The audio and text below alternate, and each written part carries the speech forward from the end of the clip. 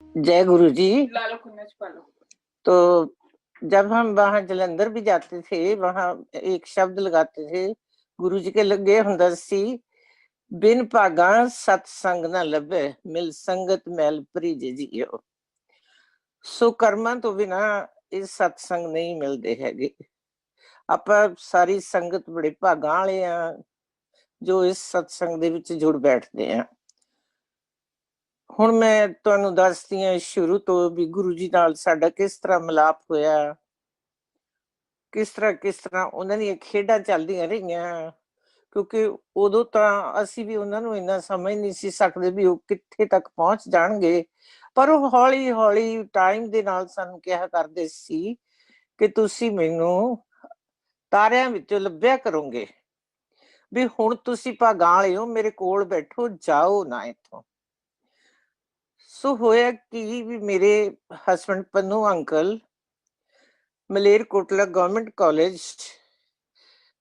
As A part time lecturer join ਕੀਤਾ ਇਹਨਾਂ ਨੇ 67 ਦੇ ਵਿੱਚ। ਗੁਰੂ ਜੀ ਉਸ ਟਾਈਮ BA ਸੈਕੰਡ ਈਅਰ ਚ ਪੜ੍ਹਦੇ ਸੀ ਤੇ ਇਹ ਪੋਲੀਟੀਕਲ ਸਾਇੰਸ ਦੇ ਲੈਕਚਰਰ ਸੀ। ਐਸੇ ਤਰ੍ਹਾਂ ਇੱਕ ਦਿਨ ਕਲਾਸ ਚ ਲੈਕਚਰ ਦੇ ਰਹੇ ਸੀ, ਦੋ ਸਟੂਡੈਂਟਸ ਬੈਠੇ ਗੱਲਾਂ ਕਰ ਰਹੇ ਸੀ। ਇਹਨਾਂ ਨੇ ਲੈਕਚਰ ਖਤਮ ਹੋਇਆ, ਸਟੂਡੈਂਟਸ ਨੂੰ ਖੜੇ ਕਰ ਲਿਆ ਵੀ ਦੱਸੋ ਮੈਂ ਕੀ ਪੜ੍ਹਾਇਆ। ਹੁਣ ਉਹ ਗੱਲਾਂ 'ਚ ਧਿਆਨ ਸੀ, ਉਹਨਾਂ ਨੂੰ ਕੁਛ ਵੀ ਨਾ ਪਤਾ ਲੱਗਿਆ ਤਾਂ ਇਹ ਕਹਿੰਦੇ ਓਕੇ, ਗਾਹਾਂ ਵਾਸਤੇ ਜੇ ਗੱਲਾਂ ਕਰਨੀਆਂ ਹੁੰਦੀਆਂ ਕਲਾਸ ਤੋਂ ਬਾਹਰ ਚਲ ਜਾਇਆ ਕਰੋ ਤੇ ਕਲਾਸ ਦੇ ਵਿੱਚ ਧਿਆਨ ਰੱਖਿਆ ਕਰੋ। ਪੀਰੀਅਡ ਓਵਰ ਹੋ ਗਿਆ, ਬਾਹਰ ਆ ਗਏ ਤੇ ਗੁਰੂ ਜੀ ਇਹਨਾਂ ਦੇ ਮਗਰ ਆ ਗਏ, ਪਰ ਜਿਹੜੇ ਉਹ ਲੜਕੇ ਗੱਲਾਂ ਕਰਦੇ ਸੀ ਉਹ ਕੋਈ ਦੋ ਹੋਰ ਸੀ। ਗੁਰੂ ਜੀ ਇਹਨਾਂ ਨੂੰ ਆ ਕੇ ਕਹਿੰਦੇ, ਪ੍ਰੋਫੈਸਰ ਮੇਰੀ ਗੱਲ ਸੁਣ, ਮੇਤੋਂ ਕੁਐਸਚਨ ਨਾ ਪੁੱਛ ਲਈ ਕਲਾਸ 'ਚ, ਮੈਂ ਜਵਾਬ ਨਹੀਂ ਦੇਣਾ, ਫਿਰ ਇਹ ਨਾ ਸੋਚਣਾ ਕਿ ਮੇਰੀ ਬੇਇੱਜ਼ਤੀ ਹੋ ਗਈ। ਹੁਣ ਯੂ ਨੋ ਕਿ ਇਹ ਵੀ ਨਵੇਂ ਫਸਟ ਅਪਾਇੰਟਮੈਂਟ ਸੀ, ਯੰਗ ਬਲੱਡ ਬੜੇ ਹੈਰਾਨ ਜਿਹੇ ਹੋਏ ਵੀ ਇੱਕ ਸਟੂਡੈਂਟ ਆ ਕੇ ਮੈਨੂੰ ਇਸ ਤਰ੍ਹਾਂ ਕਹਿ ਗਿਆ। ਇਹ ਲਾਇਬ੍ਰੇਰੀ ਉੱਥੇ ਸਟਾਫ ਰੂਮ 'ਚ ਚਲੇ ਗਏ, ਉੱਥੇ ਜਾ ਕੇ ਸਟਾਫ ਨਾਲ ਗੱਲ ਕੀਤੀ ਵੀ ਉਹ ਲੜਕਾ, ਗੁਰੂ ਜੀ ਦਾ ਨਾਮ ਨਿਰਮਲ ਸਿੰਘ, ਵੀ ਉਹ ਮੈਨੂੰ ਇਸ ਤਰ੍ਹਾਂ ਕਿਹਾ ਉਹਨੇ ਕਲਾਸ ਤੋਂ ਬਾਹਰ ਆ ਕੇ, ਵੀ ਮੈਂ ਹਾਲਾਂਕਿ ਦੋ ਹੋਰ ਲੜਕਿਆਂ ਨੂੰ ਪੁਆਇੰਟ ਆਊਟ ਕੀਤਾ ਸੀ। ਉਹ ਫਿਰ ਤੁਹਾਨੂੰ ਪਤਾ ਵੀ ਇਹ ਜੇ ਜੋ ਇਨਸਾਨ ਹੁੰਦੇ ਆ ਇਹ ਵੱਖਰੀ ਕਿਸਮ ਦੇ ਹੁੰਦੇ ਨੇ। ਕੋਈ ਇਹਨਾਂ ਨੂੰ ਫਕੀਰ ਕਹਿੰਦਾ ਤੇ ਕੋਈ ਕਿਸ ਤਰ੍ਹਾਂ ਕਹਿੰਦਾ ਵੀ ਉਹ ਚਲੋ ਉਹਦਾ ਕੀ ਆ, ਉਹ ਤਾਂ ਫਕੀਰ ਬੰਦਾ, ਉਹ ਤਾਂ ਫਕਰ ਆ, ਉਹ ਇਸ ਤਰ੍ਹਾਂ। ਟਾਈਮ ਬੀਤਦਾ ਗਿਆ, ਇਹਨਾਂ ਦੀ ਆਪੋ ਵਿੱਚ ਹੀ ਕਨਵਰਸੇਸ਼ਨ ਹੁੰਦੀ ਰਹੀ। ਪੰਨੂ ਅੰਕਲ ਨੂੰ ਵੀ ਥੋੜੀ ਜਿਹੀ ਕਿਉਰਿਓਸਿਟੀ ਹੋਈ ਵੀ ਇਹਨੇ ਕਿਉਂ ਕਿਹਾ ਮੈਨੂੰ ਆ ਕੇ, ਹਨਾ। ਉਹ ਵੀ ਮਿਲਦੇ ਰਹੇ ਇਹਨੇ ਨੂੰ, ਇਹਨਾਂ ਦਾ ਸੈਸ਼ਨ ਪੂਰਾ ਹੋ ਗਿਆ ਤੇ ਇਹ ਉੱਥੋਂ ਛੱਡ ਕੇ ਆ ਗਏ। ਬਾਈ ਚਾਂਸ ਇਹਨਾਂ ਦੀ ਅੰਮ੍ਰਿਤਸਰ ਖਾਲਸਾ ਕਾਲਜ ਦੇ ਵਿੱਚ ਜੌਬ ਲੱਗ ਗਈ। ਫਿਰ ਉਹਨਾਂ ਨੂੰ ਕੁਲੀਗਸ ਨੂੰ ਪੁੱਛਦੇ ਨੇ ਵੀ ਉਹ ਕਿੱਥੇ ਚਲੇ ਗਏ, ਉਹ ਕਹਿੰਦੇ ਵੀ ਉਹਦੀ ਤਾਂ ਖਾਲਸਾ ਕਾਲਜ ਅੰਮ੍ਰਿਤਸਰ ਅਪਾਇੰਟਮੈਂਟ ਹੋ ਗਈ, ਉੱਥੇ ਚਲੇ ਗਏ। ਪਰ ਨੈਕਸਟ ਈਅਰ ਹੀ ਇਹ ਫਿਰ ਗਵਰਨਮੈਂਟ ਕਾਲਜ 'ਚ ਪਰਮਾਨੈਂਟ ਜੌਬ ਦੇ ਵਿੱਚ, ਰਾੜਾ ਸਾਹਿਬ ਇੱਕ ਦਰਾਹੇ ਦੇ ਨਜ਼ਦੀਕ, ਉੱਥੇ as a permanent lecturer political science ਦੇ ਲੱਗ ਕੇ ਆ ਗਏ। ਗੁਰੂ ਜੀ ਨੂੰ ਫਿਰ ਪਤਾ ਲੱਗ ਗਿਆ ਬਈ ਇਹ ਪੰਨੂ ਅੰਕਲ ਉੱਥੇ ਆ ਗਏ ਨੇ, ਕਿਉਂਕਿ ਗੁਰੂ ਜੀ ਦਾ ਪਿੰਡ ਉੱਥੋਂ ਬਹੁਤ ਹੀ ਦੂਰ ਨਹੀਂ ਸੀ ਪੈਂਦਾ ਰਾੜਾ ਸਾਹਿਬ ਤੋਂ। ਜਿੰਨਾ ਕੁ ਮਲੇਰਕੋਟਲੇ ਜਾਂਦੇ ਸੀ ਉਹਨਾਂ ਕੁ ਇੱਧਰ ਨੂੰ ਉਹਨਾਂ ਦਾ ਰਾੜਾ ਸਾਹਿਬ ਤੋਂ ਪਿੰਡ ਹੈਗਾ। ਕਾਲਜ 'ਚ ਮਿਲਣਾ ਇਹ ਤੇ ਕਹਿੰਦੇ ਮੈਨੂੰ ਪਤਾ ਲੱਗ ਗਿਆ ਸੀ ਵੀ ਤੁਸੀਂ ਅੰਮ੍ਰਿਤਸਰ ਚਲੇ ਗਏ, ਫਿਰ ਤੁਸੀਂ ਹੁਣ ਇੱਥੇ ਆ ਗਏ, ਹੁਣ ਵੀ ਮੈਨੂੰ ਤੁਹਾਡੇ ਕਲੀਗਸ ਤੋਂ ਪਤਾ ਲੱਗਿਆ, ਮੈਂ ਤਾਂ ਮਿਲਣ ਆਇਆ। ਇਹ ਇਹਨਾਂ ਦਾ ਸਿਲਸਿਲਾ ਚੱਲਦਾ ਰਿਹਾ, ਆਪੋ ਵਿੱਚ ਹੀ ਮਿਲਦੇ ਰਹੇ। ਕਾਲਜ ਆਉਣਾ ਉਹਨਾਂ ਨੇ, ਮਿਲਣਾ। ਉਸ ਤੋਂ ਬਾਅਦ 73 'ਚ ਸਾਡੀ ਮੈਰਿਜ ਹੋਈ। ਮੈਰਿਜ ਤੋਂ ਬਾਅਦ ਅਸੀਂ ਫਿਰ ਟ੍ਰਾਂਸਫਰ ਮਲੇਰਕੋਟਲੇ ਦੀ ਕਰਾ ਲਈ ਗਵਰਨਮੈਂਟ ਕਾਲਜ 'ਚ। ਉੱਥੇ ਤਾਂ ਫਿਰ ਗੁਰੂ ਜੀ ਅੱਗੇ ਪਟਿਆਲੇ ਪੜ੍ਹਦੇ ਸੀ, ਪਟਿਆਲੇ ਆਉਂਦੇ ਜਾਂਦੇ ਕਾਲਜ 'ਚ ਇਹਨਾਂ ਨੂੰ ਮਿਲ ਕੇ ਜਾਂਦੇ ਰਹਿਣਾ। ਕਿਉਂਕਿ ਪਤਾ ਲੱਗ ਗਿਆ ਵੀ ਫੇਰ ਮੁੜ ਕੇ ਉੱਥੇ ਆ ਗਏ ਨੇ। ਫੇਰ ਗੁਰੂ ਜੀ ਅਕਸਰ ਘਰ ਆ ਜਾਇਆ ਕਰਦੇ ਸੀ, ਮੋਸਟਲੀ ਸੰਡੇ ਵਾਲੇ ਦਿਨ। ਸਾਨੂੰ ਉਦੋਂ ਹੀ ਪਤਾ ਲੱਗਣਾ ਵੀ ਜਦੋਂ ਗੁਰੂ ਜੀ ਗੇਟ ਤੇ ਖੜੇ ਨੇ, ਆ ਜਾਣਾ ਅੰਦਰ, ਆ ਕੇ ਬੈਠੇ ਰਹਿਣਾ, ਕਿੰਨੀ ਕਿੰਨੀ ਦੇਰ ਬੈਠੇ ਰਹਿਣਾ। ਸਾਡੇ ਬੱਚੇ ਹੋਏ, 3 ਬੇਟੀਆਂ ਨੇ ਮੇਰੀਆਂ, ਉਹਨਾਂ ਨਾਲ ਖੇਡਦੇ ਰਹਿਣਾ, ਉਹਨਾਂ ਨੇ ਵੀ ਉਹਨਾਂ ਦੇ ਆਲੇ ਦੁਆਲੇ ਖੇਡਦੀਆਂ ਰਹਿਣਾ, ਤੇ ਮੈਂ ਆਇਆਂ ਨੂੰ ਚਾਹ ਬਣਾ ਕੇ ਦੇਣੀ। ਉਦੋਂ ਗੁਰੂ ਜੀ ਫਾਸਟ ਬਹੁਤ ਰੱਖਦੇ ਹੁੰਦੇ ਸੀ। ਵੀ ਤੁਸੀਂ ਬਿਲੀਵ ਕਰਨਾ, 7-7 ਘੰਟੇ ਸਾਡੇ ਘਰ ਬੈਠੇ ਰਹਿੰਦੇ ਸੀ। ਸੰਡੇ ਦਾ ਦਿਨ ਹੁੰਦਾ ਸੀ, ਕੋਈ ਚੀਜ਼ ਵੀ ਲਿਆਉਣੀ, ਕੁਛ ਹੋਰ ਕਰਨਾ। ਇਹਨਾਂ ਨੇ ਕਹਿਣਾ ਵੀ ਮੈਂ ਮਾੜੇ ਜਿਹੇ ਬਾਜ਼ਾਰ ਜਾ ਕੇ ਆਉਣਾ, ਤੇ ਗੁਰੂ ਜੀ ਨੇ ਕਹਿਣਾ ਕੋਈ ਗੱਲ ਨਹੀਂ, ਮੈਂ ਬੈਠਾ, ਤੁਸੀਂ ਜਾਇਓ। ਡਰਾਇੰਗ ਰੂਮ ਚ ਇਕੱਲੇ ਬਹਿ ਜਾਂਦੇ ਸੀ, ਦੋਨੋਂ ਜਣੇ ਵੀ ਬੈਠੇ ਰਹਿੰਦੇ ਸੀ। ਮੈਂ ਕਹਿਣਾ ਵੀ ਤੁਸੀਂ ਇੰਨੀ ਦੇਰ ਬੈਠੀ ਕੀ ਗੱਲਾਂ ਕਰਦੇ ਹੋ? ਕਹਿੰਦੇ ਘੰਟਾ ਘੰਟਾ ਅਸੀਂ ਚੁੱਪ ਵੀ ਰਹਿੰਦੇ ਆ, ਨਾ ਕੁਛ ਉਹ ਬੋਲਦੇ ਨੇ ਨਾ ਮੈਂ ਬੋਲਦਾ। ਤੇ ਵੀ ਕਈ ਵਾਰ ਕੰਮ ਤੇ ਚਲੇ, ਵੀ ਬਾਜ਼ਾਰੋਂ ਬਜ਼ੁਰਗ ਕੁਛ ਲੈਣ ਜਾਣਾ, ਉਹ ਵੀ ਚਲੇ ਜਾਣਾ। ਗੁਰੂ ਜੀ ਨੇ ਜੇ ਜਾਣਾ ਤਾਂ ਚੁੱਪ ਕਰਕੇ ਬਿਨਾਂ ਦੱਸੇ ਚਲੇ ਜਾਣਾ, ਜਦ ਜਾ ਕੇ ਦੇਖਣਾ ਉੱਥੇ ਕੋਈ ਵੀ ਨਹੀਂ ਹੈ। ਗੁਰੂ ਜੀ ਗਏ। ਕਈ ਵਾਰੀ ਕਹਿਣਾ ਵੀ ਮੇਰੇ ਪਿੰਡ ਨੂੰ 5 ਵਜੇ ਲਾਸਟ ਬੱਸ ਜਾਂਦੀ ਆ, ਮੈਂ ਵੀ ਹੁਣ ਚੱਲਿਆ। ਕਦੇ ਦੱਸ ਵੀ ਜਾਂਦੇ ਸੀ। ਅੱਛਾ, ਹੁਣ ਜਿਵੇਂ ਇੱਕ ਵਾਰੀ ਚਾਹ ਪੀ ਲਈ, ਸਾਰਾ ਦਿਨ ਰਹੇ ਘਰ। ਅਸੀਂ ਕਈ ਵਾਰ ਆਉਂਦਿਆਂ ਨੂੰ ਬ੍ਰੇਕਫਾਸਟ ਕਰਦੇ ਹੁੰਦੇ ਸੀ, ਫਿਰ ਲੰਚ ਵੀ ਕਰਨਾ। ਉਹਨਾਂ ਨੂੰ ਕਹਿਣਾ ਵੀ ਤੁਸੀਂ ਲੰਚ ਕਰ ਲਓ, ਕਦੇ ਸਾਗ ਮੱਕੀ ਦੀ ਰੋਟੀ ਖਾਣੀ ਜਾਂ ਕੁਛ ਵੀ। ਉਹਨਾਂ ਨੇ ਕਹਿਣਾ ਨਹੀਂ ਭੈਣ ਜੀ, ਭੈਣ ਜੀ ਉਹ ਕਹਿੰਦੇ ਹੁੰਦੇ ਸੀ ਮੈਨੂੰ ਤਾਂ, ਵੀ ਚਾਹ ਪੀਣੀ ਸੀ, ਚਾਹ ਪੀ ਲਈ। ਫਿਰ ਮੈਂ ਕਹਿਣਾ ਵੀ ਮੈਂ ਦੁਬਾਰੇ ਚਾਹ ਬਣਾ ਦਿੰਦੀ ਆ। ਨਹੀਂ, ਮੈਂ ਬਾਹਲੀ ਵਾਰੀ ਚਾਹ ਨਹੀਂ ਪੀਂਦਾ, ਇੱਕ ਵਾਰੀ ਪੀਣਾ, ਉਹ ਪੀਣੀ ਸੀ, ਪੀ ਲਈ। ਕਦੇ ਮੈਂ ਕਹਿਣਾ ਵੀ ਚਲੋ ਮੈਂ ਨਾ ਐਪਲ ਕੱਟ ਕੇ ਦੇ ਦੇਣਾ, ਵੀ ਦੇਖੋ ਅਸੀਂ ਦੂਜੀ ਵਾਰ ਰੋਟੀ ਖਾਣ ਲੱਗੇ ਆ, ਇੱਕ ਬੰਦਾ ਸਾਡੇ ਕੋਲ ਉਸੇ ਤਰ੍ਹਾਂ ਬੈਠੇ ਆ ਇਹ। ਉਹਨਾਂ ਨੇ ਕਹਿਣਾ ਨਹੀਂ, ਮੈਂ ਐਪਲ ਵੀ ਨਹੀਂ ਖਾਣਾ, ਕੁਛ ਨਹੀਂ ਕਰਨਾ, ਚਾਹ ਪੀਣੀ ਸੀ, ਚਾਹ ਪੀ ਲਈ ਤੇ ਚਲੇ ਜਾਣਾ। ਉਸ ਤੋਂ ਬਾਅਦ ਗੁਰੂ ਜੀ ਚੰਡੀਗੜ੍ਹ ਸ਼ਿਫਟ ਕਰ ਗਏ। ਉੱਥੇ ਕਿਸੇ ਦੇ ਘਰ ਰਹਿੰਦੇ ਹੁੰਦੇ ਸੀ, ਤੇ ਕਾਫੀ ਉਹਨਾਂ 'ਚ ਪਾਵਰ ਆ ਚੁੱਕੀ ਸੀ, ਕਿਉਂਕਿ ਪਾਵਰ ਵੀ ਹੌਲੀ ਹੌਲੀ ਟਾਈਮ ਦੇ ਨਾਲ ਵੱਧਦੀ ਗਈ। ਉਹ ਭਗਤੀ ਕਰਦੇ ਗਏ। ਜਿਵੇਂ ਮੈਂ ਦੱਸਿਆ ਵੀ ਉਹ ਸਵਾ ਮਹੀਨਾ ਫਾਸਟ ਰੱਖਦੇ ਹੁੰਦੇ ਸੀਗੇ, ਸ਼ਿਵਰਾਤਰੀ ਦੇ ਨੇੜੇ ਜਾ ਕੇ ਖਾਸ ਕਰ। ਤੇ ਉੱਥੇ ਇਹਨਾਂ ਨੇ, ਪਨੂ ਅੰਕਲ ਨੇ ਜਦੋਂ ਜਾਣਾ ਦੇਖਣਾ, ਗੁਰੂ ਜੀ ਉੱਥੇ 9 ਵਜੇ ਤੋਂ ਪਹਿਲਾਂ ਹੀ ਮਿਲਦੇ ਹੁੰਦੇ ਸੀ। ਤਾਂ ਇਹ ਮਲੇਰਕੋਟਲੇ ਤੋਂ ਸਵੇਰੇ 6 ਵਜੇ ਦੀ ਬੱਸ ਲੈ ਕੇ ਗੁਰੂ ਜੀ ਕੋਲੇ ਪਹੁੰਚ ਜਾਂਦੇ ਸੀ। ਉੱਥੇ ਕਦੇ ਉਹ ਭਜਨ ਲਾਲ ਹਰਿਆਣੇ ਦਾ ਜਿਹੜਾ ਚੀਫ ਮਿਨਿਸਟਰ ਸੀ ਉਹ ਬੈਠਾ ਹੋਣਾ, ਕਦੇ ਉਹਦੀ ਮਦਰ ਹੋਣੀ, ਕਦੇ ਦੇਵੀ ਲਾਲ ਬੈਠਾ ਹੋਣਾ। ਇਹਨਾਂ ਨੇ ਬੜੇ ਹੈਰਾਨ ਹੋਣਾ। 9 ਵਜੇ ਤੋਂ ਬਾਅਦ ਗੁਰੂ ਜੀ ਫਿਰ ਉੱਥੋਂ ਚਲੇ ਜਾਂਦੇ ਸੀ, ਫਿਰ ਕਿਸੇ ਨੂੰ ਮਿਲਦੇ ਨਹੀਂ ਸੀ, ਤੇ ਸ਼ਾਮ ਨੂੰ ਫਿਰ ਉੱਥੇ ਉਹਨਾਂ ਦੇ ਘਰੇ ਵਾਪਸ ਆ ਜਾਂਦੇ ਸੀ। ਹੁਣ ਜੇ ਕਿਸੇ ਦਾ ਕੋਈ ਕੰਮ ਕੁਮ ਹੁੰਦਾ ਸੀ ਤਾਂ ਇਹ ਗੁਰੂ ਜੀ ਨੂੰ ਕਹਿ ਦਿੰਦੇ ਸੀ ਵੀ ਜੀ ਫਲਾਣੇ ਦਾ ਉਹ ਕੰਮ ਆ, ਤੁਸੀਂ ਕਰਵਾ ਦਿਓ। ਤਾਂ ਗੁਰੂ ਜੀ ਕਹਿੰਦੇ ਸੀ ਠੀਕ ਆ, ਮੈਂ ਕਹਿ ਦੇਣਾ, ਕੰਮ ਹੋ ਜਾਊਗਾ।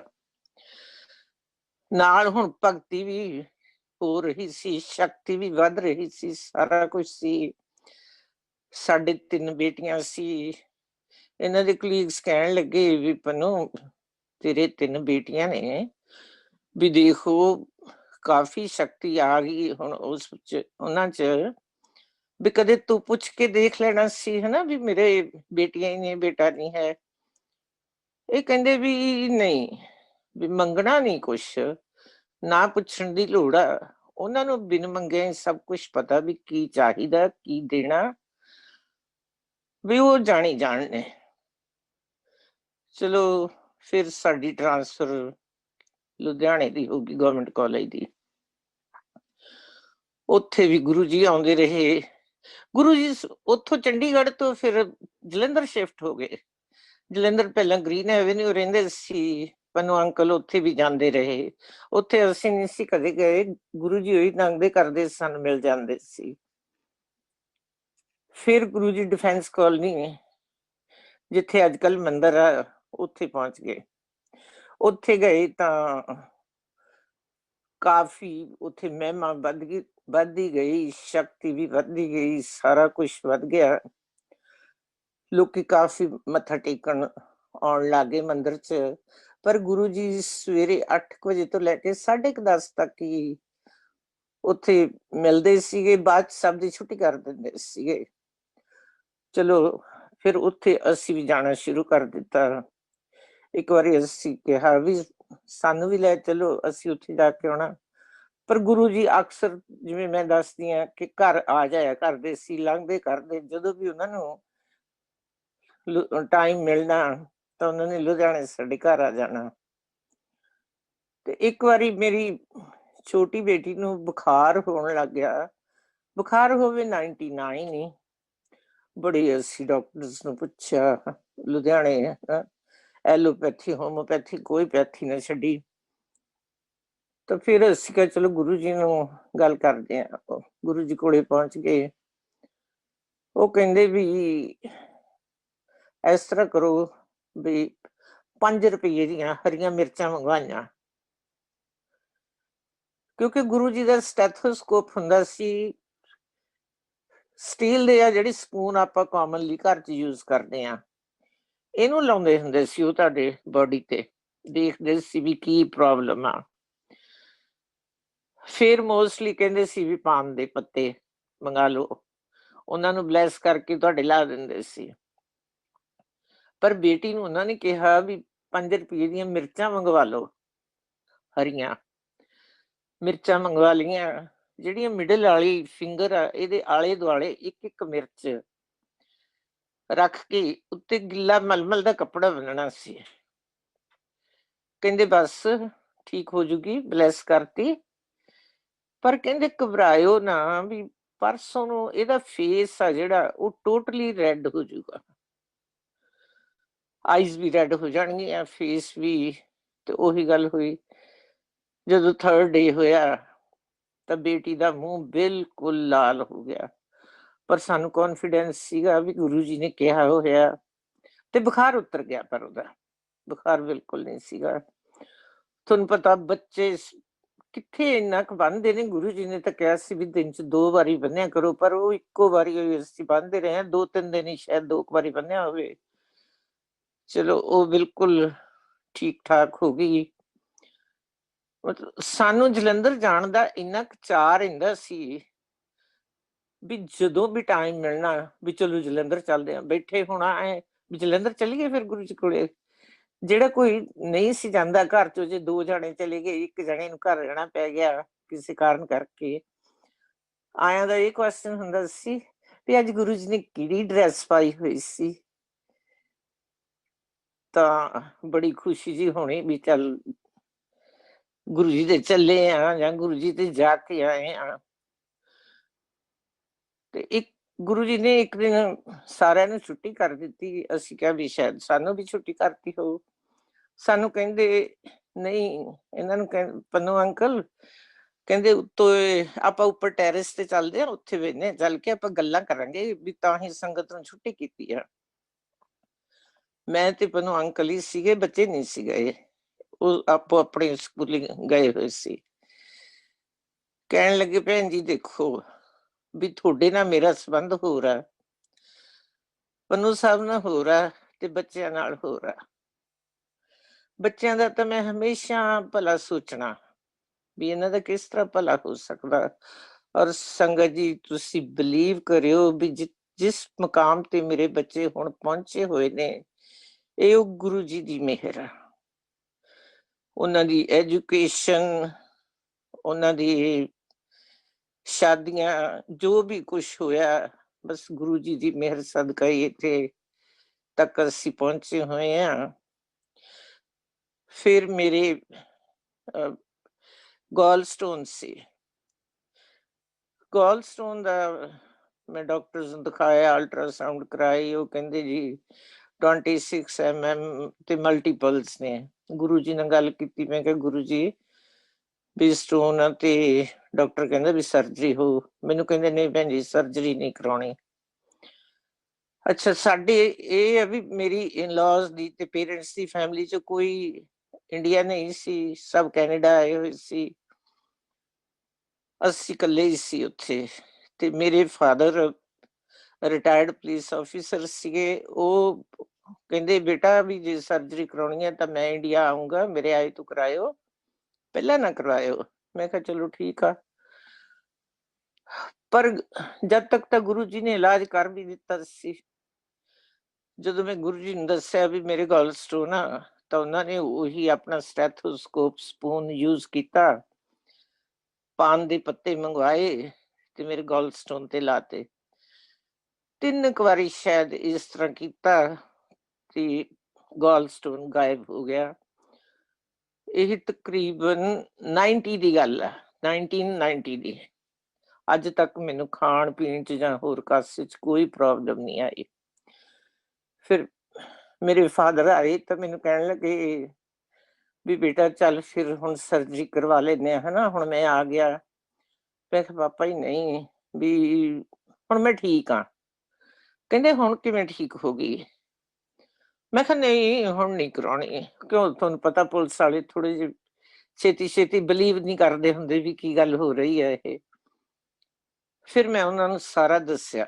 ਮੈਂ ਕਿਹਾ ਵੀ ਇਸ ਤਰ੍ਹਾਂ ਕਰਕੇ ਇੱਕ ਮਹਾਂਪੁਰਸ਼ ਨੇ, ਉਹਨਾਂ ਨੇ ਬਲੈਸ ਕੀਤਾ। ਉਸ ਤੋਂ ਬਾਅਦ ਮੇਰੇ ਕਦੇ ਪੇਨ ਨਹੀਂ ਹੋਈ, ਕਦੇ ਮੈਨੂੰ ਕੁਝ ਖਾਣ ਚ ਪ੍ਰੋਬਲਮ ਨਹੀਂ ਆਈ, ਵੀ ਮੈਂ ਬਿਲਕੁਲ ਠੀਕ ਆ।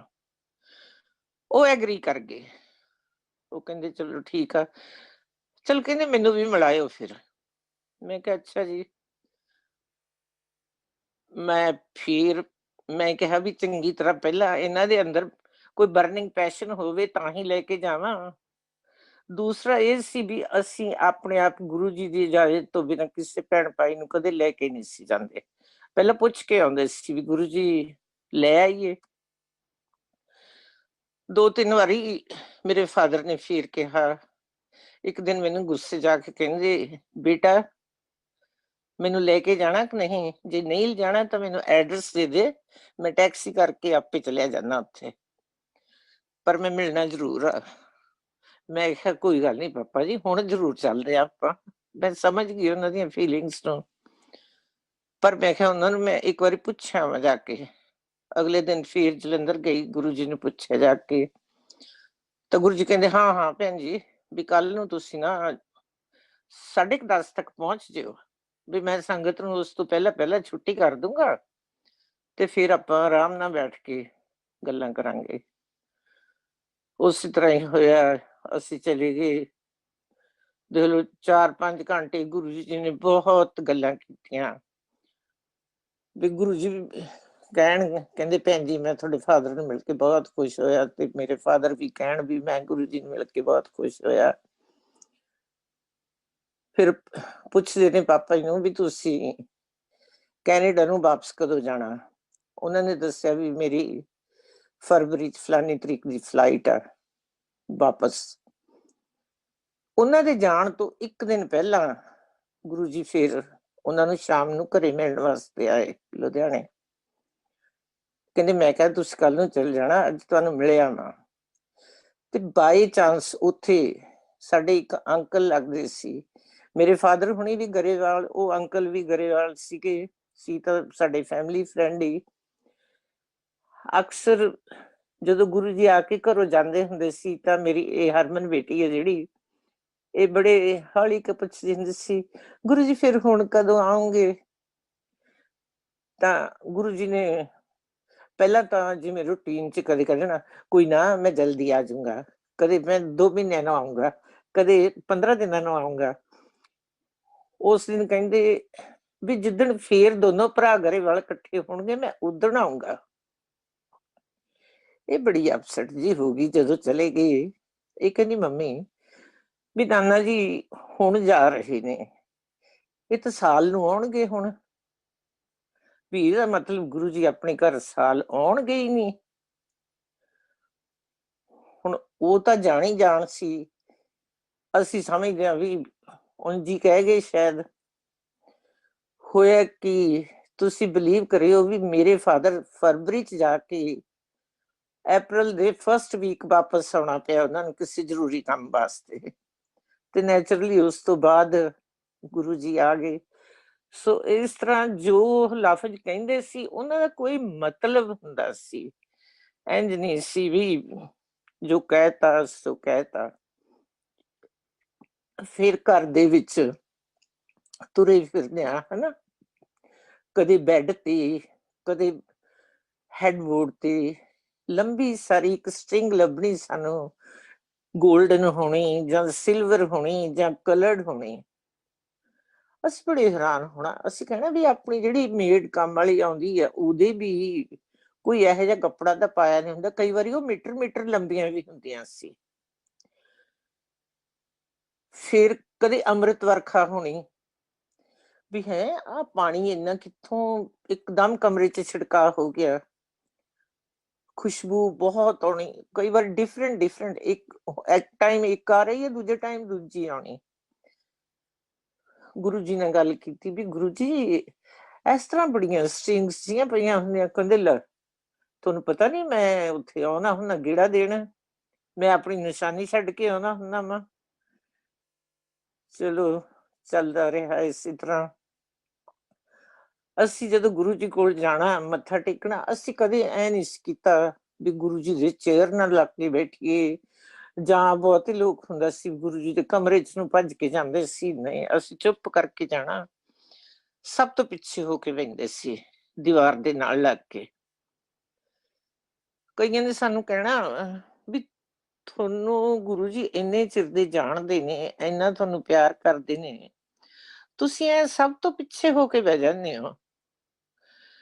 ਮੈਂ ਕਿਹਾ ਵੀ ਜਿੰਨਾ ਆਪਾਂ ਨੇੜੇ ਬੈਠਾਂਗੇ ਹਨਾ, ਗੁਰੂ ਜੀ ਦੀ ਨਿਗਾਹ ਓਨੀ ਨੇੜੇ ਨਹੀਂ ਪੈਣੀ, ਜਿਵੇਂ ਦੀਵੇ ਤਲੇ ਅੰਧੇਰਾ ਕਹਿ ਦਿੰਦੇ ਆ ਹਨਾ, ਦੂਰ ਤਾਂ ਗੁਰੂ ਜੀ ਨੇ ਬੈਠੇ ਨੇ, ਸਾਹਮਣੇ ਦੇਖੀ ਜਾਣਾ। ਕਹਿੰਦੀ ਇਹ ਤਾਂ ਗੱਲ ਤੁਹਾਡੀ ਵੀ ਬਿਲਕੁਲ ਠੀਕ ਆ। ਫਿਰ ਕੀ ਹੁੰਦਾ ਸੀ ਵੀ ਸਾਨੂੰ ਗੁਰੂ ਜੀ ਦੀ ਚਰਨ ਸੇਵਾ ਦਾ ਮੌਕਾ ਬਹੁਤ ਮਿਲਦਾ ਹੁੰਦਾ ਸੀ। ਚਰਨ ਸੇਵਾ ਮਤਲਬ ਅਸੀਂ ਜਾਣਾ, ਉਹਨਾਂ ਨੇ ਸਾਨੂੰ ਕੋਲ ਬੁਲਾ ਲੈਣਾ ਤੇ ਅਸੀਂ ਚਰਨ ਦਿਵਾਉਣ ਦੀ ਸੇਵਾ ਕਰਨੀ, ਘੰਟਾ ਘੰਟਾ 2 ਘੰਟੇ। ਹਰ ਵਾਰੀ ਜਿਸ ਵਾਰੀ ਗਿਆ ਨੂੰ ਇਹ ਸੇਵਾ ਨਹੀਂ ਦਿੱਤੀ ਤਾਂ ਸਾਨੂੰ ਉਸ ਵਾਰੀ 'ਚ ਜਾਣਾ ਅਧੂਰਾ ਲੱਗਦਾ ਹੁੰਦਾ ਸੀ। ਅਸੀਂ ਕਹਿਣਾ ਵੀ ਅੱਜ ਮਜ਼ਾ ਨਹੀਂ ਆਇਆ ਹੈਗਾ, ਕਿਉਂਕਿ ਅੱਜ ਗੁਰੂ ਜੀ ਨੇ ਆਪਣੇ ਕੋਲ ਨਹੀਂ ਬੁਲਾਇਆ ਆਪਾਂ ਨੂੰ। ਤੇ ਹੁਣ ਇੰਨੇ ਸਾਲਾਂ ਤੋਂ ਉਹ ਸੇਵਾ ਚੱਲਦੀ ਸੀ ਇਸੇ ਤਰ੍ਹਾਂ ਹਨਾ। ਜਦੋਂ ਸੰਗਤ ਨੂੰ ਤੋਰ ਦੇਣਾ, ਗੁਰੂ ਜੀ ਨੇ ਫੇਰ ਜਿੱਥੇ ਅਸੀਂ ਬੈਠੇ ਹੁੰਦੇ ਸੀ ਸਾਡੇ ਕੋਲ ਆ ਕੇ ਵਿਚਕਾਰ ਬੈਠ ਜਾਣਾ। ਫਿਰ ਲੰਗਰ ਮੰਗਵਾਉਣਾ, ਚਟਾਈ ਵਿਛਾ ਲੈਣੀ, ਵਿਚਾਲੇ ਲੰਗਰ ਰੱਖ ਲੈਣਾ, ਗੁਰੂ ਜੀ ਨੇ ਸਾਡੇ ਨਾਲ ਬੈਠ ਜਾਣਾ ਤੇ ਸਾਨੂੰ ਸਭ ਨੂੰ ਉੱਥੇ ਥਾਲੀਆਂ ਰੱਖ ਦੇਣੀਆਂ। ਗੁਰੂ ਜੀ ਆਪ ਲੰਗਰ ਸਰਵ ਕਰਦੇ ਸੀ ਤੇ ਆਪ ਵੀ ਸਾਡੇ ਨਾਲ ਹੀ ਬੈਠ ਕੇ ਲੰਗਰ ਛਕਦੇ ਸੀ। ਹੁਣ ਤੁਸੀਂ ਜਿਹੜੇ ਇਹ ਗੁਰੂ ਜੀ ਦੇ ਚਰਨ ਸਰੂਪ ਨੇ, ਇਹਨਾਂ ਅੱਗੇ ਆਪਾਂ ਮੱਥਾ ਟੇਕਦੇ ਹਾਂ, ਕਦੇ ਉਹਨਾਂ ਨੂੰ ਧਿਆਨ ਨਾਲ ਦੇਖਿਓ।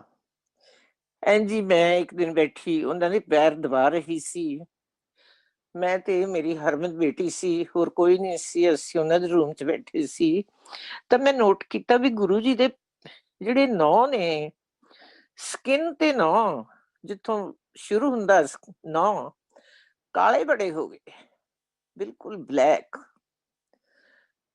ਤਾਂ ਮੈਂ ਪੁੱਛਿਆ, ਮੈਂ ਕਿਹਾ ਗੁਰੂ ਜੀ ਵੀ ਇਹ ਤੁਹਾਡੇ ਨਹੁੰਆਂ ਨੂੰ ਕੀ ਹੋ ਗਿਆ, ਵੀ ਅੱਗੇ ਤਾਂ ਕਦੇ ਇਸ ਤਰ੍ਹਾਂ ਦੇਖੇ ਨਹੀਂ, ਵੀ ਹੁਣ ਇਹ ਕਾਲੇ ਹੋ ਗਏ ਨੇ। ਉਹ ਕਹਿੰਦੇ ਭੈਣ ਜੀ ਵੀ ਜਦੋਂ ਮੈਂ ਰਾਤ ਨੂੰ ਭਗਤੀ ਕਰਦਾ, ਮੋਸਟਲੀ ਉਹਨਾਂ ਦੇ ਮੈਰੂਨ ਕਰਟਨ ਲੱਗੇ ਹੁੰਦੇ ਸੀ, ਮੈਰੂਨ ਹੀ ਬੈੱਡ ਕਵਰ ਹੁੰਦਾ ਸੀ, ਮੈਰੂਨ ਹੀ ਕਾਰਪੈਟ ਹੁੰਦਾ ਸੀ ਤੇ ਕਮਰੇ 'ਚ ਬਿਲਕੁਲ ਹਨੇਰਾ ਹੋ ਜਾਂਦਾ ਸੀ। ਲਾਈਟਸ ਆਫ ਕਰ ਦਿੰਦੇ ਸੀ ਤਾਂ ਉਹਨਾਂ ਦੇ ਨੇਲਸ ਵਿੱਚੋਂ ਲਾਈਟ ਨਿਕਲਦੀ ਸੀ। ਉਹ ਲਾਈਟ ਨਿਕਲਣ ਦੇ ਨਾਲ ਜਿਹੜੇ ਉਹ ਨਹੁੰ ਸੀ ਉਹ ਬਰਨ ਹੋਏ ਹੋਏ ਸੀ, उस लाइट दे नाल। कहंदे ਇਹ ਮੇਰੇ ਨਾਂ ਕਾਲੇ ਤਾਂ ਹੋਏ ਨੇ। ਸੋ बहुत शक्ति सी। ਪਹਿਲਾਂ ਤਾਂ ਦੇਖੋ ਉਹ ਸਪੂਨ ਯੂਜ਼ ਕਰਦੇ ਸੀ ਜਾਂ ਇਹ ਪਾਨ ਦਾ ਪੱਤਾ ਲਾਉਂਦੇ ਸੀ, ਫਿਰ ਉਹ ਵੀ ਬੰਦ ਕਰਤਾ ਸੀ। ਬਸ ਐ ਦ੍ਰਿਸ਼ਟੀ ਦੇ ਨਾਲ ਹੀ ਜਿਹਦੇ ਵੱਲ ਦੇਖਦੇ ਸੀ ਉਹਦਾ ਹੀ ਕਲਿਆਣ ਕਰ ਦਿੰਦੇ ਸੀ। ਇੱਕ ਦਿਨ ਫਿਰ ਉੱਥੇ ਜਿਹੜੇ ਸ਼ਬਦ ਲੱਗਦੇ ਸੀ, ਅਸੀਂ ਹੁਣ ਵੀ ਜਦੋਂ ਉਹ ਸ਼ਬਦ ਸੁਣਦੇ ਹਾਂ ਤਾਂ ਸਾਡਾ ਜਿਹੜਾ ਮਨ ਆ, ਫਿਜ਼ੀਕਲੀ ਚਾਹੇ ਅਸੀਂ ਕਿਤੇ ਹੋਈਏ ਪਰ ਮੈਂਟਲੀ, ਆਤਮਿਕ ਤੌਰ ਤੇ ਅਸੀਂ ਜਲੰਧਰ ਗੁਰੂ ਜੀ ਦੇ ਦਰਬਾਰ ਚ ਪਹੁੰਚ ਜਾਂਦੇ ਹਾਂ ਵੀ ਗੁਰੂ ਜੀ ਆਪਣੇ ਬਿਰਾਜਮਾਨ ਨੇ, ਅਸੀਂ ਉਹਨਾਂ ਦੇ ਕੋਲ ਬੈਠੇ ਹਾਂ। ਜਦੋਂ ਉਹ ਸ਼ਬਦ ਸੁਣਦੇ ਹਾਂ, ਖਾਸ ਕਰ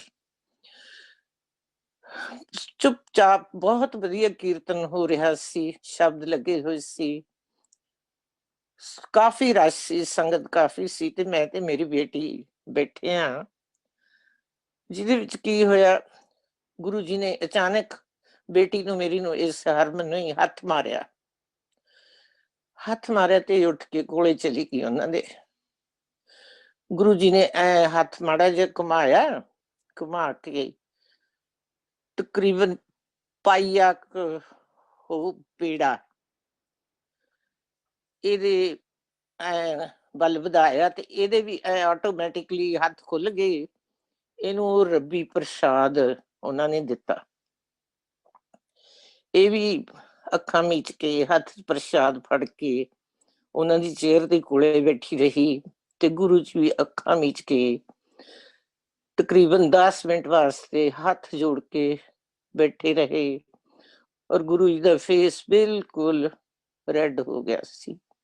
ਬਸ ਫਿਰ ਉਹ ਪ੍ਰਸ਼ਾਦ 10 ਕੁ ਬੰਦਿਆਂ ਨੂੰ ਨੇੜੇ ਨੇੜੇ ਥੋੜਾ ਜਿਹਾ ਦੇਤਾ। ਬਾਕੀ ਕਹਿੰਦੇ ਚੰਗਾ ਹੁਣ ਤੂੰ ਇਹ ਆਪਣੇ ਘਰ ਨੂੰ ਲੈ ਜਾਓ ਤੁਸੀਂ। ਸੋ ਅਸੀਂ ਬਹੁਤ ਆਪਣੇ ਆਪ ਨੂੰ ਕਰਮਾਂ ਵਾਲੇ ਸਮਝਦੇ ਹਾਂ ਜਿਹੜੇ ਸਾਨੂੰ ਇਹ ਜਿਹੇ ਗੁਰੂ ਮਿਲੇ। ਫਿਰ ਜਦੋਂ ਗੁਰੂ ਜੀ ਕੋਲੇ ਕੋਈ ਆਉਂਦਾ ਸੀ, ਪਨੂੰ ਅੰਕਲ ਜਾਂਦੇ ਸੀ, ਤਾਂ ਉਹ ਇਹ ਦੱਸਦੇ ਹੁੰਦੇ ਸੀ ਵੀ ਇਹ ਮੇਰੇ ਪ੍ਰੋਫੈਸਰ ਨੇ, ਇਹ ਮੇਰੇ ਗੁਰੂ ਨੇ। ਪਨੂੰ ਅੰਕਲ ਨੇ ਕਹਿਣਾ ਵੀ ਗੁਰੂ ਜੀ ਪਲੀਜ਼ ਤੁਸੀਂ ਇੰਝ ਨਾ ਕਿਹਾ ਕਰੋ ਵੀ ਅਸੀਂ ਤਾਂ ਕੁਛ ਵੀ ਨਹੀਂ, ਹਨਾ। ਕਹਿੰਦੇ ਨਹੀਂ ਗੁਰੂ ਹੋ ਤੁਸੀਂ। ਇੱਕ ਵਾਰੀ ਕੋਈ ਬੜੇ ਸੀਨੀਅਰ ਆਰਮੀ ਆਫਿਸਰ 4-5 ਬੈਠੇ ਸੀ, ਤਾਂ ਇਹ ਗਏ। ਜਾਂਦਿਆਂ ਨੂੰ ਜਦੋਂ ਇਹਨਾਂ ਨੇ ਮੱਥਾ ਟੇਕਿਆ ਤਾਂ ਉਹਨਾਂ ਨੂੰ ਕਹਿੰਦੇ ਮਿਲੋ, ਮੇਰੇ ਪ੍ਰੋਫੈਸਰ ਸਾਹਿਬ ਆਏ ਨੇ। ਇਹ ਕਹਿੰਦੇ ਗੁਰੂ ਜੀ ਇੰਝ ਨਾ ਕਿਹਾ ਕਰੋ। ਇਹ ਬਹਿ ਗਏ, ਬੈਠੇ ਤੇ ਉੱਥੇ ਚਾਹ ਦਾ ਲੰਗਰ ਦਿੱਤਾ। ਇਹਨਾਂ ਨੇ ਚਾਹ ਪੀਤੀ ਤੇ ਇਹਨਾਂ ਨੂੰ ਸ਼ਿਵਰਿੰਗ ਜੀ ਫੀਲ ਹੋਣ ਲੱਗ ਗਈ। ਕੁਛ ਦੇਰ ਬੈਠ ਕੇ ਫਿਰ ਇਹ ਉੱਪਰ ਟੈਰਿਸ ਤੇ ਚਲੇ ਗਏ। ਉੱਥੇ ਧੁੱਪ ਸੀਗੀ, ਧੁੱਪੇ ਬੈਠੇ ਰਹੇ ਤੇ ਚਾਹ ਇਹਨਾਂ ਨੂੰ ਉੱਪਰ, ਲੰਗਰ ਚਾਹ ਪ੍ਰਸ਼ਾਦ ਉੱਪਰ ਵੀ ਜਾਂਦਾ ਰਿਹਾ। ਸ਼ਾਮ ਨੂੰ ਜਦੋਂ ਇਹ ਘਰ ਵਾਪਸ ਆਏ ਤਾਂ ਇਹਨਾਂ ਨੂੰ ਕਾਫੀ ਬੁਖਾਰ ਹੋਇਆ ਹੋਇਆ। ਮੈਂ ਕਿਹਾ ਵੀ ਤੁਸੀਂ ਜਲੰਧਰ ਚੰਗਾ ਗਏ, ਗੁਰੂ ਜੀ ਕੋਲੋਂ ਬੁਖਾਰ ਕਰਾ ਕੇ ਆ ਗਏ। ਕਹਿੰਦੇ ਅੱਜ ਤਾਂ ਮੈਨੂੰ ਗੁਰੂ ਜੀ ਨੇ ਬੁਖਾਰ ਕਰਤਾ। ਮੈਂ ਕਿਹਾ ਵੀ ਚੰਗਾ ਟੈਲਾਨੋਲ ਦੀ ਗੋਲੀ ਲੈ ਲਓ ਵੀ ਬੁਖਾਰ ਉਤਰ ਜਾਊਗਾ। ਨਹੀਂ, ਕਹਿੰਦੇ ਮੈਂ ਨਹੀਂ ਲੈਣੀ, ਗੁਰੂ ਜੀ ਨੇ ਚੜਾਇਆ, ਆਪੇ ਲਾਉਣ ਆਉਣਗੇ। ਮਤਲਬ ਤੁਸੀਂ ਫੇਥ ਵੀ ਦੇਖੋ। ਮੈਂ ਕਿਹਾ ਵੀ ਅੱਜ ਤੁਸੀਂ ਉੱਥੋਂ ਆਏ ਹੋ, ਹੁਣ ਤੁਹਾਡਾ ਬੁਖਾਰ ਕਿਵੇਂ ਲਾਉਣ ਆ ਜਾਣਗੇ ਕੱਲ ਨੂੰ। ਉਹ ਦਵਾਈ ਨਹੀਂ ਲਈ ਇਹਨਾਂ ਨੇ। ਸਵੇਰ ਹੋਈ ਤਾਂ ਇਹ ਹਰਮਨ ਬੇਟੀ ਕਹਿੰਦੀ ਪਾਪਾ, ਕਿਉਂਕਿ ਵੱਡੀ ਬੇਟੀ ਅੰਮ੍ਰਿਤਸਰ ਪੜ੍ਹਦੀ ਸੀ, ਛੋਟੀ ਬੇਟੀ ਫਿਰ ਕੈਨੇਡਾ ਚਲੀ ਗਈ ਸੀ। ਤਾਂ ਇਹ ਕਹਿੰਦੀ ਪਾਪਾ ਮੈਂ ਦਵਾਈ ਲੈ ਕੇ ਆਉਣੀ ਆ ਡਾਕਟਰ ਤੋਂ। ਸਾਡੇ ਨੇਬਰ ਹੀ ਡਾਕਟਰ ਸੀਗੇ, ਉਹਨਾਂ ਦੇ ਘਰ ਉਹਨਾਂ ਨੂੰ ਕਿਹਾ, ਉਹ ਕਹਿੰਦੇ ਇਹ ਕਹਿ ਰਹੇ ਆ ਵੀ ਤੂੰ ਲੈ ਆ, ਪਰ ਮੈਂ ਦਵਾਈ ਖਾਣੀ ਨੀ ਗੀ, ਬੇਸ਼ੱਕ ਲੈਣ ਜਾ, ਇਹ ਗੁਰੂ ਜੀ ਹੀ ਠੀਕ ਕਰਨ ਆਉਣਗੇ ਜਿਹੜਾ ਮੇਰਾ ਬੁਖਾਰ ਆ, ਦਵਾਈ ਨੇ ਠੀਕ ਨਹੀਂ ਕਰਨਾ। ਤਾਂ ਉਹ ਗਈ ਘਰੇ ਉਹਨਾਂ ਦੇ, ਉਹ ਡਾਕਟਰ ਸਾਹਿਬ ਕਲੀਨਿਕ ਤੇ ਚਲੇ ਗਏ ਸੀ। ਫਿਰ ਉਹ ਕਲੀਨਿਕ ਗਈ, ਉਹਨਾਂ ਨੇ ਦਵਾਈ ਲਿਖਤੀ ਤੇ ਕਹਿੰਦੀ ਮੈਂ ਕੈਮਿਸਟ ਜੋ ਫੜ ਲਿਆ। ਕੈਮਿਸਟ ਤੋਂ ਮਿਲੀ ਨਾ ਤਾਂ ਬਾਏ ਦਾ ਟਾਈਮ 10:30 11 ਵਜੇ ਸੀ। ਗੁਰੂ ਜੀ ਜਲੰਧਰ ਪੂਰੀ ਸੰਗਤ ਨਾਲ ਹਾਲ ਫੁੱਲ ਸੀ। ਵਿੱਚੋਂ 2 ਗੱਡੀਆਂ ਚ ਬੰਦੇ ਲਏ ਨਾਲ ਸੰਗਤ ਦੇ, ਤਕਰੀਬਨ 8-9 ਜਾਣੇ ਸੀ। ਉਹਨਾਂ ਨੂੰ ਕਹਿੰਦੇ ਆ ਜਾਓ, ਮੈਂ ਤੁਹਾਨੂੰ ਆਪਣਾ ਗੁਰੂ ਦਿਖਾ ਕੇ ਲਿਆਵਾਂ। ਤੇ ਉੱਥੇ ਸਾਡੇ ਘਰ ਆ ਗਏ। ਘਰ ਆਏ, ਅਸੀਂ ਫਸਟ ਫਲੋਰ ਤੇ ਰਹਿੰਦੇ ਸੀ, ਰੈਂਟ ਤੇ ਰਹਿੰਦੇ ਸੀਗੇ ਉੱਥੇ। ਅਸੀਂ ਆਉਂਦੇ ਆਈ ਫਟਾਫਟ ਸਿੱਧੇ ਪਨੂੰ ਅੰਕਲ ਦੇ ਬੈਡਰੂਮ ਚ ਚਲੇ ਗਏ। ਜਾ ਕੇ ਇਹਨਾਂ ਦੀ ਬਾਂਹ ਫੜ ਲਈ, ਕਹਿੰਦੇ ਉੱਠੋ। ਕਹਿੰਦੇ ਪਏ ਕਿਉਂ? ਇਹ ਕਹਿੰਦੇ ਗੁਰੂ ਜੀ ਅੱਜ ਤਾਂ ਤੁਸੀਂ ਕੱਲ ਮੈਨੂੰ ਬੁਖਾਰ ਕਰਤਾ, ਵੀ ਜਦ ਆਇਆ ਮੈਂ ਤਾਂ ਐਂ ਪਿਆ, ਨਾ ਕੁਛ ਖਾਧਾ ਨਾ ਪੀਤਾ, ਵੀ ਮੈਂ ਦਵਾਈ ਲੈਣੀ ਵੀ ਨਹੀਂ ਸੀ। ਮੈਂ ਕਹਿੰਦਾ ਸੀ ਵੀ ਗੁਰੂ ਜੀ ਆਉਣਗੇ, ਮੇਰਾ ਬੁਖਾਰ ਠੀਕ ਕਰਨਗੇ ਆ ਕੇ। ਇਹਨਾਂ ਨੂੰ ਬੇਟੀ ਜੀ ਆ ਗਈ, ਕਹਿੰਦੀ ਮੰਮਾ ਉੱਥੋਂ ਦਵਾਈ ਮਿਲੀ ਨਹੀਂ, ਮੈਂ ਉਧਰੋਂ ਲਿਆਉਣੀ ਆ। ਮੈਂ ਕਿਹਾ ਹੁਣ ਦਵਾਈ ਦੀ ਕੋਈ ਲੋੜ ਨਹੀਂ ਗੀ, ਗੁਰੂ ਜੀ ਆ ਗਏ। ਕਹਿੰਦੀ ਉਹ ਮੈਨੂੰ ਵੀ ਲੱਗਿਆ ਵੀ ਆ 2 ਕਾਰਾਂ ਖੜੀਆਂ। ਤੇ ਜਿਹੜੀ ਸੰਗਤ ਆਈ ਨਾਲ, ਹੁਣ ਉਹ ਸਾਰੇ ਜਾਣਦੇ ਸੀ ਸਾਨੂੰ। ਉਹ ਉੱਪਰ ਆ ਕੇ ਕਹਿੰਦੇ ਉਹ आपके घर आना था, हमें तो गुरु जी ये बोलकर लेकर आए हैं कि चलो अपना गुरु दिखाऊं आपको। सो ਇਹ ਜਿਹੀਆਂ ਮੇਰਾ ਕਰਦੇ ਰਹੇ ਨੇ ਗੁਰੂ ਜੀ। ਬਸ ਇਸੇ ਤਰ੍ਹਾਂ ਚੱਲਦਾ ਰਿਹਾ। ਹਾਂ, ਜੋ ਉਹ ਲਫ਼ਜ਼ ਕਹਿਣ, ਮਤਲਬ ਉਹ ਕਹਿੰਦੇ ਹੁੰਦੇ ਸੀ ਸਰੈਂਡਰ ਕਰੋ, ਵੀ ਤੁਹਾਨੂੰ ਸਭ ਕੁਛ ਮਿਲ ਜੂਗਾ। ਆਪਣੇ ਆਪ ਨੂੰ, ਬੋਡੀ, ਮਾਈਂਡ ਐਂਡ ਸੋਲ, ਸਾਰਾ ਕੁਛ ਸਰੈਂਡਰ ਕਰ ਦੋ, ਤੁਹਾਡੇ ਕੰਮ ਆਪਣੇ ਆਪ ਹੁੰਦੇ ਰਹਿਣਗੇ। ਫਿਰ ਅਸੀਂ ਰੈਂਟ ਤੇ ਰਹਿੰਦੇ ਸੀ। ਗੁਰੂ ਜੀ ਦੇ ਕੋਈ ਆਇਆ ਪ੍ਰਾਪਰਟੀ ਡੀਲਰ, ਲੁਧਿਆਣੇ ਦਾ ਹੀ ਸੀ। ਉਹਨੂੰ ਕਹਿੰਦੇ ਗੱਲ ਸੁਣ, ਕਹਿੰਦੇ ਇਹ ਮੇਰੇ ਪ੍ਰੋਫੈਸਰ ਨੇ, ਇਹਨਾਂ ਨੂੰ ਵਧੀਆ ਏਰੀਏ ਚ ਚੰਗਾ ਤੇ ਸਸਤਾ ਮਕਾਨ ਲੈ ਕੇ ਦੇ ਕੋਈ। ਹੁਣ ਪ੍ਰਾਪਰਟੀ ਡੀਲਰ ਨੇ ਸਮਝਿਆ ਹੋਊ ਵੀ ਗੁਰੂ ਜੀ ਨੇ ਐਵੇਂ ਕਹਿਤਾ, ਚੱਲ ਕੋਈ ਗੱਲ ਨਹੀਂ, ਉਹਨੇ ਗੱਲ ਨੰਗਾਲੀ। ਜਦੋਂ ਉਹ 15 ਦਿਨਾਂ ਬਾਅਦ ਗਿਆ, ਗੁਰੂ ਜੀ ਉਹਨੂੰ ਪੁੱਛਦੇ ਆ ਕਿਉਂ ਫਿਰ ਦੇਖਿਆ ਮਕਾਨ ਕੋਈ ਪ੍ਰੋਫੈਸਰ ਸਾਹਿਬ ਵਾਸਤੇ? ਕਹਿੰਦਾ ਗੁਰੂ ਜੀ ਟਾਈਮ ਨਹੀਂ ਲੱਗਿਆ ਮੈਨੂੰ ਤਾਂ। ਕਹਿੰਦੇ ਫਿਰ ਇੱਥੇ ਕੀ ਲੈਣ ਆਉਂਦੇ ਹੁੰਦੇ ਹੋ ਜੇ ਟਾਈਮ ਨਹੀਂ ਲੱਗਿਆ? ਵੀ ਮੈਂ ਤਾਂ ਆਪਦੇ ਭਗਤਾਂ ਨੂੰ ਸੂਈ ਦੇ ਨੱਕੇ ਵਿੱਚ ਦੀ ਕੱਢ ਦਿੰਦਾ, ਮੈਂ ਟੈਸਟ ਲੈਣਾ ਹੁੰਦਾ, ਸੁਭਾਵਿਕ ਗੱਲਾਂ ਕਹਿ ਕੇ। ਫਿਰ ਉੱਥੇ ਸ਼ਬਦ ਲੱਗਿਆ ਹੁੰਦਾ ਸੀ, ਗੁਰ ਪੀਰਾਂ ਦੀ ਚਾਕਰੀ ਅਤ ਔਖੀ ਸੁਖ ਸਾਰ। ਗੁਰੂਆਂ ਦੀ ਜਿਹੜੀ ਚਾਕਰੀ ਆ ਉਹ ਇੱਕ ਵਾਰੀ ਕਰਨੀ ਬਹੁਤ ਔਖੀ ਆ, ਪਰ ਜਦੋਂ ਤੁਸੀਂ ਉਸ ਢਾਂਚੇ 'ਚ ਫਿੱਟ ਹੋ ਜਾਓ ਤਾਂ ਤੁਹਾਨੂੰ ਸਾਰੇ ਸੁੱਖ ਹੀ ਸੁੱਖ ਪ੍ਰਾਪਤ ਹੁੰਦੇ ਨੇ। ਤਾਂ ਗੁਰੂ ਜੀ ਨੂੰ ਬੜਾ ਰਹਿੰਦਾ ਸੀ ਕਿ ਗੁਰੂ ਵੀ ਹੁਣ ਮਕਾਨ ਲਿਆ ਜਾਵੇ, ਹਨਾ।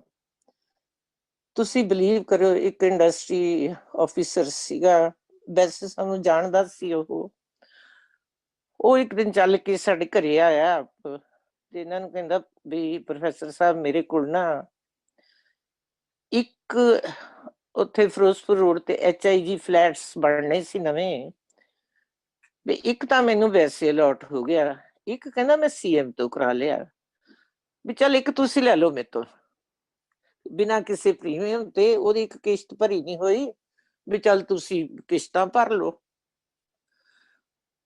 ਹਲੇ ਉਹਨਾਂ ਦੀ ਪਲੈਨਥ ਹੀ ਭਰੀ ਸੀ, ਬਣੇ ਨਹੀਂ ਸੀ, ਨਾਲ ਦੀ ਨਾਲ ਕਿਸ਼ਤਾਂ ਭਰਨੀਆਂ ਸੀ ਤੇ ਬਣਨੇ ਸੀ। ਅਸੀਂ ਸੋਚਿਆ ਵੀ ਚਲੋ ਦੇਖਦੇ ਆ ਕਿੰਨੇ ਖੁੱਲੇ ਆ, ਕਿਵੇਂ ਆ, ਹਨਾ। ਤੁਸੀਂ ਸੱਚ ਮੰਨਿਓ, ਉਸੇ ਦਿਨ ਸ਼ਾਮ ਨੂੰ ਗੁਰੂ ਜੀ ਘਰੇ ਆ ਗਏ। ਗੁਰੂ ਜੀ ਘਰ ਆਏ, ਅਸੀਂ ਉਹਨਾਂ ਨੂੰ ਦੱਸਿਆ ਵੀ ਗੁਰੂ ਜੀ ਅੱਜ ਉਹ ਜਿਹੜਾ ਇੰਡਸਟਰੀ ਆਫਿਸਰ ਆ ਰੰਧਾਵਾ ਇੱਥੇ ਘਰ ਆਇਆ ਸੀ, ਵੀ ਉਹ ਕਹਿੰਦਾ ਮੈਂ ਇੱਕ CM ਤੋਂ ਅਲਾਟ ਕਰਾ ਲਿਆ, ਇੱਕ ਮੈਨੂੰ ਵੈਸੇ ਹੋ ਗਿਆ, ਵੀ ਇੱਕ ਫਲੈਟ ਤੁਸੀਂ ਲੈ ਲਓ ਮੇਰੇ ਤੋਂ।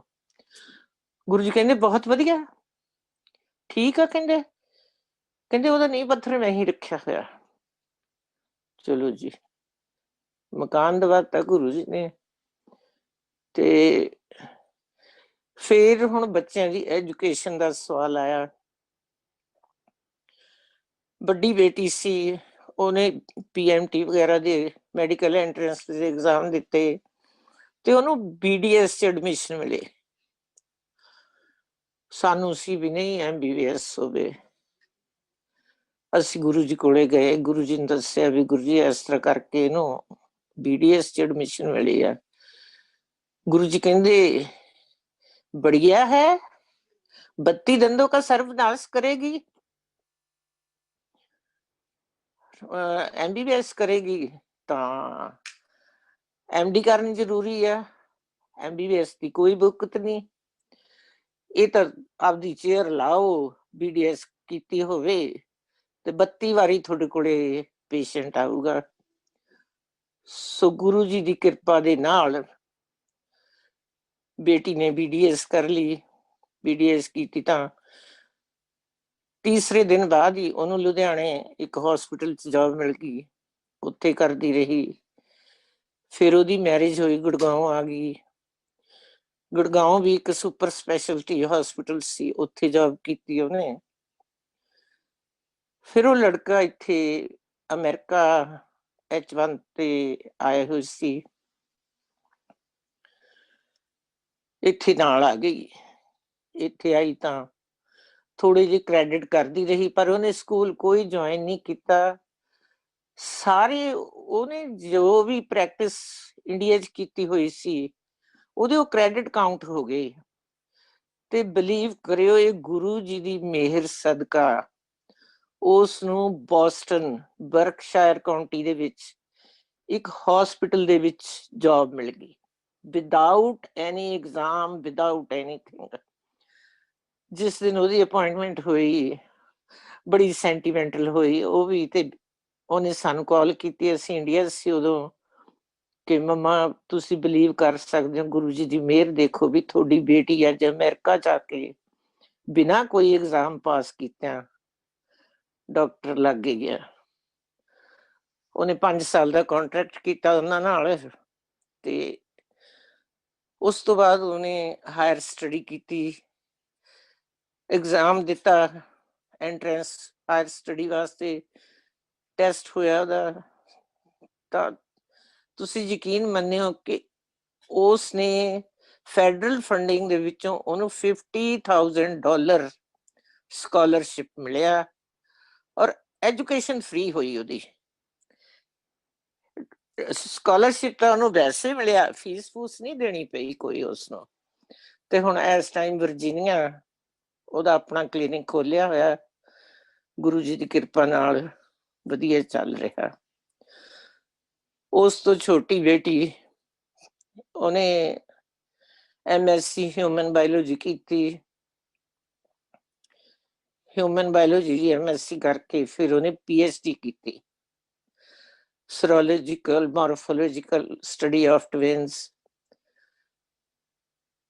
ਉਹਦੀ ਮੈਰਿਜ ਹੋਈ, ਉਹ ਵੀ ਲੜਕਾ H1 ਤੇ ਸੀ, ਇੱਥੇ US ਤੋਂ ਹੀ ਗਿਆ ਸੀ, ਉਹ ਕੈਲੀਫੋਰਨੀਆ ਰਹਿੰਦੇ ਸੀ।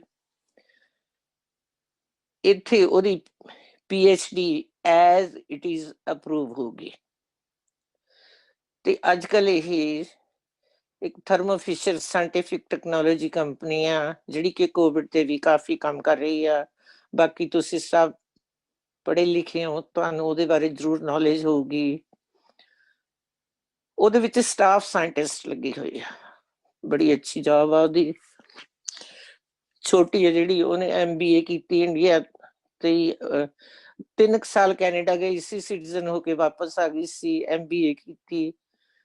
ਉਹ ਇੰਡੀਆ ਹੀ ਰਹਿ ਰਹੀ ਹੈ ਕਿਉਂਕਿ ਉਹਦੇ ਇਨ-ਲॉज ਨੇ ਜਿਹੜੇ, ਉਹ ਲੜਕਾ ਬਾਹਰ ਆਉਣਾ ਪਸੰਦ ਨਹੀਂ ਸੀ ਕੀਤਾ ਉਹਨਾਂ ਨੇ। ਉਹ ਕਹਿੰਦੇ ਵੀ ਬੜੀ ਪ੍ਰਾਪਰਟੀ ਆ, ਵੀ ਸਾਡਾ ਬੱਚਾ ਬਾਹਰ ਨਹੀਂ ਜਾਊਗਾ, ਪਰ ਮੈਰਿਜ ਜ਼ਰੂਰ ਕਰਨੀ ਆ। ਬਾਕੀ ਜਦੋਂ ਬੱਚਿਆਂ ਦੀਆਂ ਸ਼ਾਦੀਆਂ ਹੋਈਆਂ, ਤਿੰਨਾਂ ਦੀ ਸ਼ਾਦੀ ਵਾਰੀ ਜਦੋਂ ਅਸੀਂ ਜਾਣਾ ਗੁਰੂ ਜੀ ਕੋਲੇ, ਫੋਟੋ ਲੈ ਕੇ ਜਾਂਦਿਆਂ ਹੀ, ਬੈਠਣ ਤੋਂ ਪਹਿਲਾਂ ਹੀ ਮੱਥਾ ਟੇਕਦੇ ਸਾਰੀ, ਹਾਂਜੀ ਪ੍ਰੋਫੈਸਰ ਸਾਹਿਬ ਲਿਆਓ ਫਿਰ ਜਿਹੜੀ ਮੁੰਡੇ ਦੀ ਫੋਟੋ ਲੈ ਕੇ ਆਇਆ, ਕੱਢੋ ਜੇਬ ਚੋਂ ਦਿਖਾਓ। ਦੇਖ ਕੇ ਕਹਿੰਦੇ ਸੀ ਵੀ ਬਹੁਤ ਨੇਕ ਫੈਮਿਲੀ ਦਾ ਲੜਕਾ ਹੈ, ਤੁਸੀਂ ਰਿਸ਼ਤਾ ਕਰ ਦਿਓ। ਚਲੋ ਜੀ, ਰਿਸ਼ਤੇ ਹੋ ਗਏ। ਗੁਰੂ ਜੀ ਕਹਿੰਦੇ ਵੀ ਦੇਖੋ ਵੀ ਜੇ ਮੈਂ ਆਊਂ ਵਿਆਹ 'ਚ ਤਾਂ ਆਪਣਾ ਖਰਚਾ ਬਹੁਤ ਵੱਧ ਜੂਗਾ, ਵੀ ਤੁਸੀਂ ਮੈਨੂੰ ਹਾਜ਼ਰ ਸਮਝੋ, ਪਰ ਸੰਗਤ ਚੋਂ ਬੰਦੇ ਜ਼ਰੂਰ ਪਹੁੰਚਣਗੇ। ਅਸੀਂ ਜਦੋਂ ਵਿਆਹ ਦੇ ਕਾਰਡ ਲੈ ਕੇ ਗਏ ਤਾਂ ਜਾਂਦੇ ਹੀ ਕਹਿੰਦੇ ਲਿਆਓ ਮੇਰਾ ਕਾਰਡ ਦਿਓ ਪਹਿਲਾਂ। ਅਸੀਂ ਕਿਹਾ ਲਓ ਗੁਰੂ ਜੀ ਸਭ ਕੁਝ ਤੁਹਾਡਾ ਹੀ ਆ। ਤਿੰਨਾਂ ਵਿਆਹਾਂ 'ਚ ਗੁਰੂ ਜੀ ਦੀ ਸੰਗਤ ਪਹੁੰਚਦੀ ਰਹੀ ਹਮੇਸ਼ਾ ਹੀ। ਕੁਛ ਬੰਦੇ ਭੇਜਦੇ ਸੀ, ਉਹ ਕਹਿੰਦੇ ਸੀ ਨਹੀਂ ਫਿਰ ਆਪਾਂ ਲੜਕੀ ਦਾ ਵਿਆਹ ਵਾ, ਖਰਚਾ ਬਹੁਤ ਵੱਧ ਜਾਣਾ। ਕਹਿੰਦੇ ਜਿਨ੍ਹਾਂ ਕੋਲ ਫਾਲਤੂ ਪੈਸਾ ਹੁੰਦਾ ਉਹਨਾਂ ਦਾ ਖਰਚਾ ਕਰਵਾਉਣਾ ਚਾਹੀਦਾ, ਵੀ ਆਪਣੀ ਤਾਂ ਨੇਕ ਕਮਾਈ ਆ। ਇਸ ਗੱਲ ਤੇ ਉਹ ਬਹੁਤ ਜ਼ੋਰ ਦਿੰਦੇ ਸੀ ਵੀ ਕਮਾਈ ਨੇਕ ਕਰੋ। ਕਈ ਜਿਹੜੇ ਕਰਪਸ਼ਨ ਦੇ ਮਹਿਕਮੇ ਸੀ ਉਹਨਾਂ ਨੂੰ ਉਹ ਬਹੁਤ ਕਹਿੰਦੇ ਹੁੰਦੇ ਸੀ, ਕਹਿੰਦੇ ਇਹ ਨਾਲ ਨਹੀਂ ਜਾਣੀ ਹੈਗੀ, ਸਿਰਫ ਨੇਕ ਕਮਾਈ ਨਾਲ ਜਾਣੀ ਆ। ਵੀ ਜੇ ਮਨ ਹੋਵੇ ਚੰਗਾ ਤਾਂ ਨਲਕੇ ਦਾ ਪਾਣੀ ਵੀ ਗੰਗਾ। ਉਸ ਬੰਦੇ ਨੂੰ ਕਹਿੰਦੇ ਕਿਤੇ ਹੋਰ ਜਾਣ ਦੀ ਲੋੜ ਨਹੀਂ ਹੈ। ਬਾਕੀ ਇੱਧਰ ਉੱਧਰ ਧਰਮਾਂ 'ਚ ਭਟਕਣ ਦੀ ਲੋੜ ਨਹੀਂ। ਜਿਹੜਾ ਤੁਹਾਡਾ ਗੁਰੂ ਹੈਗਾ, ਜਿਸ ਧਰਮ ਨੂੰ ਤੁਸੀਂ ਬਿਲੋਂਗ ਕਰਦੇ ਹੋ, ਉਸੇ ਦੀ ਪੂਜਾ ਕਰੋ। ਗੁਰੂ ਜੀ ਦੇ ਦਰਬਾਰ 'ਚ ਹਰ ਧਰਮ ਦੇ ਲੋਕ ਆਉਂਦੇ ਸੀ। ਉੱਥੇ ਜਾਣੀ ਤੁਸੀਂ ਸੱਚ ਮੰਨੋਗੇ ਵੀ ਮਲੇਰਕੋਟਲੇ ਦਾ ਰਾਜਾ ਨਵਾਬ ਸਾਹਿਬ, ਉਹਨਾਂ ਦੀ ਬੇਗਮ, ਉਹ ਵੀ ਉੱਥੇ ਆਉਂਦੀ ਸੀ ਗੁਰੂ ਜੀ ਦੇ ਕੋਲ, ਕਿਉਂਕਿ ਬੇਗਮ ਸਾਹਿਬ ਨੂੰ ਅਸੀਂ ਚੰਗੀ ਤਰ੍ਹਾਂ ਜਾਣਦੇ ਸੀ। ਅਸੀਂ ਵੀ ਦੇਖ ਕੇ ਬੜੇ ਹੈਰਾਨ ਹੋਏ ਜਦੋਂ ਅਸੀਂ ਉਹਨੂੰ ਬੈਠੀ ਦੇਖਿਆ। ਅਸੀਂ ਕਿਹਾ ਬੇਗਮ ਸਾਹਿਬ ਤੁਸੀਂ ਵੀ ਇੱਥੇ ਪਹੁੰਚ ਗਏ? ਕਹਿੰਦੇ ਜੀ ਮਹਾਂਪੁਰਸ਼ ਤਾਂ ਸਾਰੇ ਸਭ ਦੇ ਸਾਂਝੇ ਹੁੰਦੇ ਨੇ। ਗੁਰੂ ਜੀ ਵੀ ਕਹਿੰਦੇ ਹੁੰਦੇ ਸੀ, ਕਹਿੰਦੇ ਏਕ ਦ੍ਰਿਸ਼ਟ ਸੇ ਸਮਕਰ ਜਾਣੇ ਜੋਗੀ ਕਹੀਏ ਸੋਈ। ਸੋ ਇਸ ਤਰ੍ਹਾਂ ਉਹਨਾਂ ਦੀਆਂ ਹੋਰ ਵੀ ਬਹੁਤ ਬਹੁਤ ਸਾਡੇ ਨਾਲ ਸਾਂਝਾਂ ਨੇ, ਜਿਹੜੀਆਂ ਕਿ ਸਮੇਂ ਸਮੇਂ ਸਿਰ ਜਦੋਂ ਗੁਰੂ ਜੀ ਹੁਕਮ ਕਰਿਆ ਕਰਨਗੇ ਤੁਹਾਨੂੰ ਦੱਸਦੇ ਰਹਾਂਗੇ ਜਦੋਂ ਵੀ ਮੌਕਾ ਮਿਲੇਗਾ। ਤੇ ਮਿਲਦੇ ਰਹਾਂਗੇ। ਬਾਕੀ ਤੁਸੀਂ ਹੈਰਾਨ ਹੋਵੋਗੇ ਕਿ ਤਿੰਨਾਂ ਬੇਟੀਆਂ ਦੇ ਹਸਬੈਂਡ ਇਲੈਕਟ੍ਰੀਕਲ ਇੰਜੀਨੀਅਰ ਨੇ, ਤੇ ਜਿਹੜੇ ਬੇਟੇ ਇੱਥੇ ਨੇ ਦੋਨੋਂ ਬਹੁਤ ਅੱਛੀਆਂ ਟੌਪ ਦੀਆਂ ਜੌਬਸ ਤੇ ਨੇ। ਇੱਕ ਇੰਸਟੀਟਿਊਟ ਦੇ ਵਿੱਚ ਉਹ ਜਿਹੜੇ ਟਰਬੋਟੈਕਸ ਦੇ ਸੌਫਟਵੇਅਰ ਡਿਵੈਲਪਰ ਨੇ, ਦੂਸਰੇ ਇੱਕ ਕੰਪਨੀ 'ਚ ਮੈਨੇਜਰ ਲੱਗੇ ਹੋਏ ਨੇ। ਸੋ ਗੁਰੂ ਜੀ ਦੀ ਕਿਰਪਾ, ਜਿੱਥੇ ਉਹਨਾਂ ਦੀ ਕਿਰਪਾ ਹੋ ਜਾਵੇ ਉੱਥੇ ਕਿਸੇ ਚੀਜ਼ ਦਾ ਕੋਈ ਘਾਟਾ ਨਹੀਂ ਰਹਿੰਦਾ। ਪਰ ਹਾਂ ਇਹ ਵੀ ਹੈ ਵੀ ਸਾਨੂੰ ਤਾਂ ਇੰਨਾ ਕਿ ਇੱਕ ਖੁਮਾਰੀ ਚੜੀ ਰਹਿੰਦੀ ਸੀ ਹਰ ਟਾਈਮ। ਜਿਸ ਤਰ੍ਹਾਂ ਤੁਸੀਂ ਸੱਚ ਮੰਨਿਓ ਵੀ ਅਸੀਂ ਅੰਮ੍ਰਿਤਸਰ ਬੇਟੀ ਨੂੰ ਮਿਲਣ ਗਏ ਆ, ਵੱਡੀ ਬੇਟੀ ਨੇ ਉੱਥੋਂ BDS ਕੀਤੀ ਸੀ। ਟਿਕਟ ਸਾਡੀ ਹੈਗੀ ਲਈ ਹੋਈ ਬੁਕਿੰਗ ਅੰਮ੍ਰਿਤਸਰ ਟੂ ਲੁਧਿਆਣਾ। ਜਦੋਂ ਜਲੰਧਰ ਕੈਂਟ ਦੇ ਸਟੇਸ਼ਨ ਤੇ ਆ ਕੇ ਟ੍ਰੇਨ ਰੁਕੀ ਤਾਂ ਇੱਕਦਮ ਇੱਕ ਦੂਜੇ ਨੂੰ ਕਹਿੰਦੇ ਵੀ ਆਪਾਂ ਉੱਤਰ ਚਲੀਏ, ਇੱਥੇ ਗੁਰੂ ਜੀ ਕੋਲੇ ਹੋ ਚੱਲਦੇ ਆ। ਉੱਥੇ ਉਤਰੇ, ਰਿਕਸ਼ਾ ਲਿਆ, ਗੁਰੂ ਜੀ ਦੇ ਦਰਬਾਰ ਪਹੁੰਚੇ। ਸ਼ਾਮ ਦਾ ਟਾਈਮ ਸੀ ਤੇ ਗੁਰੂ ਜੀ ਮੰਦਿਰ ਦੇ ਬਾਹਰ ਗੱਡੀ ਖੜੀ ਆ, ਸਾਡਾ ਇੰਤਜ਼ਾਰ ਕਰ ਰਹੇ ਨੇ। ਜਾਂਦੇ ਐ ਗੇੜੇ ਦੇ ਰਹੇ ਨੇ। ਜਦੋਂ ਅਸੀਂ ਰਿਕਸ਼ੇ 'ਚ ਉਤਰਦੇ ਆ, ਆ ਜਾਓ ਕਹਿੰਦੇ ਮੈਂ ਤੁਹਾਡੀ ਵੇਟ ਕਰ ਰਿਹਾ ਸੀਗਾ ਬਈ ਲੁਧਿਆਣੇ ਨਹੀਂ ਜਾਣਾ ਸੀ, ਮੈਨੂੰ ਪਤਾ ਸੀਗਾ ਵੀ ਤੁਸੀਂ ਮੁੜ ਕੇ ਆਉਂਦੇ ਇੱਥੇ ਜ਼ਰੂਰ ਉਤਰ ਜਾਣਾ ਵਾ। ਚਲੋ ਸਾਨੂੰ ਆਪਣੇ ਨਾਲ ਬਿਠਾਇਆ ਤੇ ਲੈ ਕੇ ਲੁਧਿਆਣੇ ਨੂੰ ਚਲੇ ਗਏ। ਹਾਂਜੀ, ਇੱਕ 67 'ਚ ਮੇਲ ਹੋਇਆ ਤੇ 92 'ਚ 25 ਸਾਲ ਹੋ ਗਏ ਸੀ। ਤਾਂ ਸੰਗਤ ਦੇ ਵਿੱਚੋਂ ਉਹਨਾਂ ਨੇ ਕਿਸੇ ਨੂੰ ਕਹਿ ਕੇ ਜਾਂ ਕਿਵੇਂ ਵੀ ਸਮੋਸੇ ਤੇ ਜਲੇਬੀਆਂ ਮੰਗਵਾਈਆਂ। ਜਦੋਂ ਸਮੋਸੇ ਤੇ ਜਲੇਬੀਆਂ ਉੱਥੇ ਮੰਦਿਰ 'ਚ ਪਹੁੰਚ ਗਏ ਤਾਂ ਸੇਵਾਦਾਰ ਕਹਿੰਦੇ ਵੀ ਗੁਰੂ ਜੀ ਫਿਰ ਕਰੀਏ ਸਰਵ ਇਹ? ਗੁਰੂ ਜੀ ਉਹਨਾਂ ਨੂੰ ਕਹਿੰਦੇ ਨੇ ਨਹੀਂ ਨਹੀਂ ਰੁਕ ਜਾਓ, ਹਲੇ ਉਹ ਪੰਨੂ ਸਾਹਿਬ ਹੁਣੀ ਆ ਰਹੇ ਨੇ, ਚੱਲੇ ਹੋਏ ਨੇ। 2:10 ਤੇ ਉਹਨਾਂ ਨੇ ਮੰਦਿਰ 'ਚ ਪਹੁੰਚ ਜਾਣਾ, ਉਹਨਾਂ ਆਇਆਂ ਤੋਂ ਸਰਵ ਕਰਿਓ। ਸਹੀ 2:10 ਤੇ ਅਸੀਂ ਪਹੁੰਚ ਗਏ। ਕਿਉਂਕਿ ਮੈਂ ਤੁਹਾਨੂੰ ਇਹ ਵੀ ਦੱਸਦੇ ਇੱਥੇ ਵੀ ਸਾਡੇ ਕੋਲ ਕੋਈ ਕਾਰ ਨਹੀਂ ਸੀ, ਕੋਈ ਟੈਲੀਫੋਨ ਨਹੀਂ ਸੀ। ਅਸੀਂ ਪਹਿਲਾਂ ਆਪਣੇ ਘਰੋਂ ਇੱਕ ਆਟੋ ਲੈਂਦੇ ਸੀ ਇੱਕ ਜਗ੍ਹਾ ਤੱਕ, ਫਿਰ ਇੱਕ ਹੋਰ ਆਟੋ ਲੈਂਦੇ ਸੀ, ਫਿਰ ਅਸੀਂ ਜਲੰਧਰ ਬਾਈਪਾਸ ਤੇ ਪਹੁੰਚਦੇ ਸੀ, ਉੱਥੋਂ ਬੱਸ ਲੈਂਦੇ ਸੀ ਤਾਂ ਗੁਰੂ ਜੀ ਦੇ ਦਰਬਾਰ ਪਹੁੰਚਦੇ ਸੀ। ਉੱਥੇ ਵੀ ਮਤਲਬ ਜਿੱਥੋਂ ਡਿਫੈਂਸ ਕਲੋਨੀ ਨੂੰ ਗੁਰੂ ਜੀ ਦੇ ਮੰਦਿਰ ਨੂੰ ਰਸਤਾ ਜਾਂਦਾ ਨਾ, ਖਾਲਸਾ ਕਾਲਜ ਦੇ ਮੂਹਰ ਦੀ, ਜੇ ਬੱਸ ਉੱਥੇ ਰੁਕ ਜਾਣੀ ਤਾਂ ਸਾਡੀ ਕੋਸ਼ਿਸ਼ ਹੋਣੀ ਵੀ ਇੱਥੇ ਫਟਾਫਟ ਉਤਰ ਜਾਈਏ ਜੇ ਬੱਸ ਰੁਕਦੀ ਆ। ਉੱਥੋਂ ਰਿਕਸ਼ਾ ਲੈ ਲੈਣਾ, ਮਨ ਇੰਨਾ ਕਾਲਾ ਪੈ ਜਾਣਾ ਵੀ ਉੱਡ ਕੇ ਜਾਣੀ ਮੰਦਿਰ ਚ ਚਲੇ ਜਾਈਏ ਛੇਤੀ। ਤੇ ਅਸੀਂ ਜੀ 2:10 ਤੇ ਪਹੁੰਚ ਗਏ, ਜਾ ਕੇ ਮੱਥਾ ਟੇਕਿਆ, ਬੈਠ ਗਏ। ਉੱਥੇ ਕੁਛ ਸੰਗਤ ਜਿਹੜੇ ਹੋਰ ਬੈਠੇ ਸੀ, ਜਿਨ੍ਹਾਂ ਨੇ ਸੁਣਿਆ ਵੀ ਉਹ ਆ ਰਹੇ ਨੇ 2:10 ਤੇ, ਤਾਂ ਉਹ ਮੈਨੂੰ ਪੁੱਛਦੀ ਹੈ ਇੱਕ ਲੇਡੀ ਵੀ ਤੁਹਾਡੀ ਗੁਰੂ ਜੀ ਨਾਲ ਕੋਈ ਫੋਨ ਤੇ ਗੱਲ ਹੋਈ ਸੀ? ਮੈਂ ਕਿਹਾ ਨਹੀਂ, ਕੀ ਗੱਲ?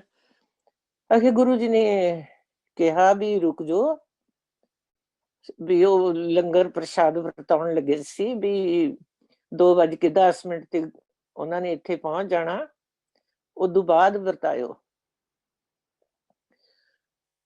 ਫਿਰ ਉਹ ਸੇਵਾਦਾਰਾਂ ਨੂੰ ਕਹਿੰਦੇ ਨੇ ਹੁਣ ਲਿਆਓ, ਕਹਿੰਦੇ ਲੰਗਰ। ਅਸਲ ਚ ਕਹਿੰਦੇ ਅੱਜ ਸਾਡੀ 25 ਸਾਲਾ ਐਨਵਰਸਰੀ ਹੈ ਮੁਲਾਕਾਤ ਦੀ,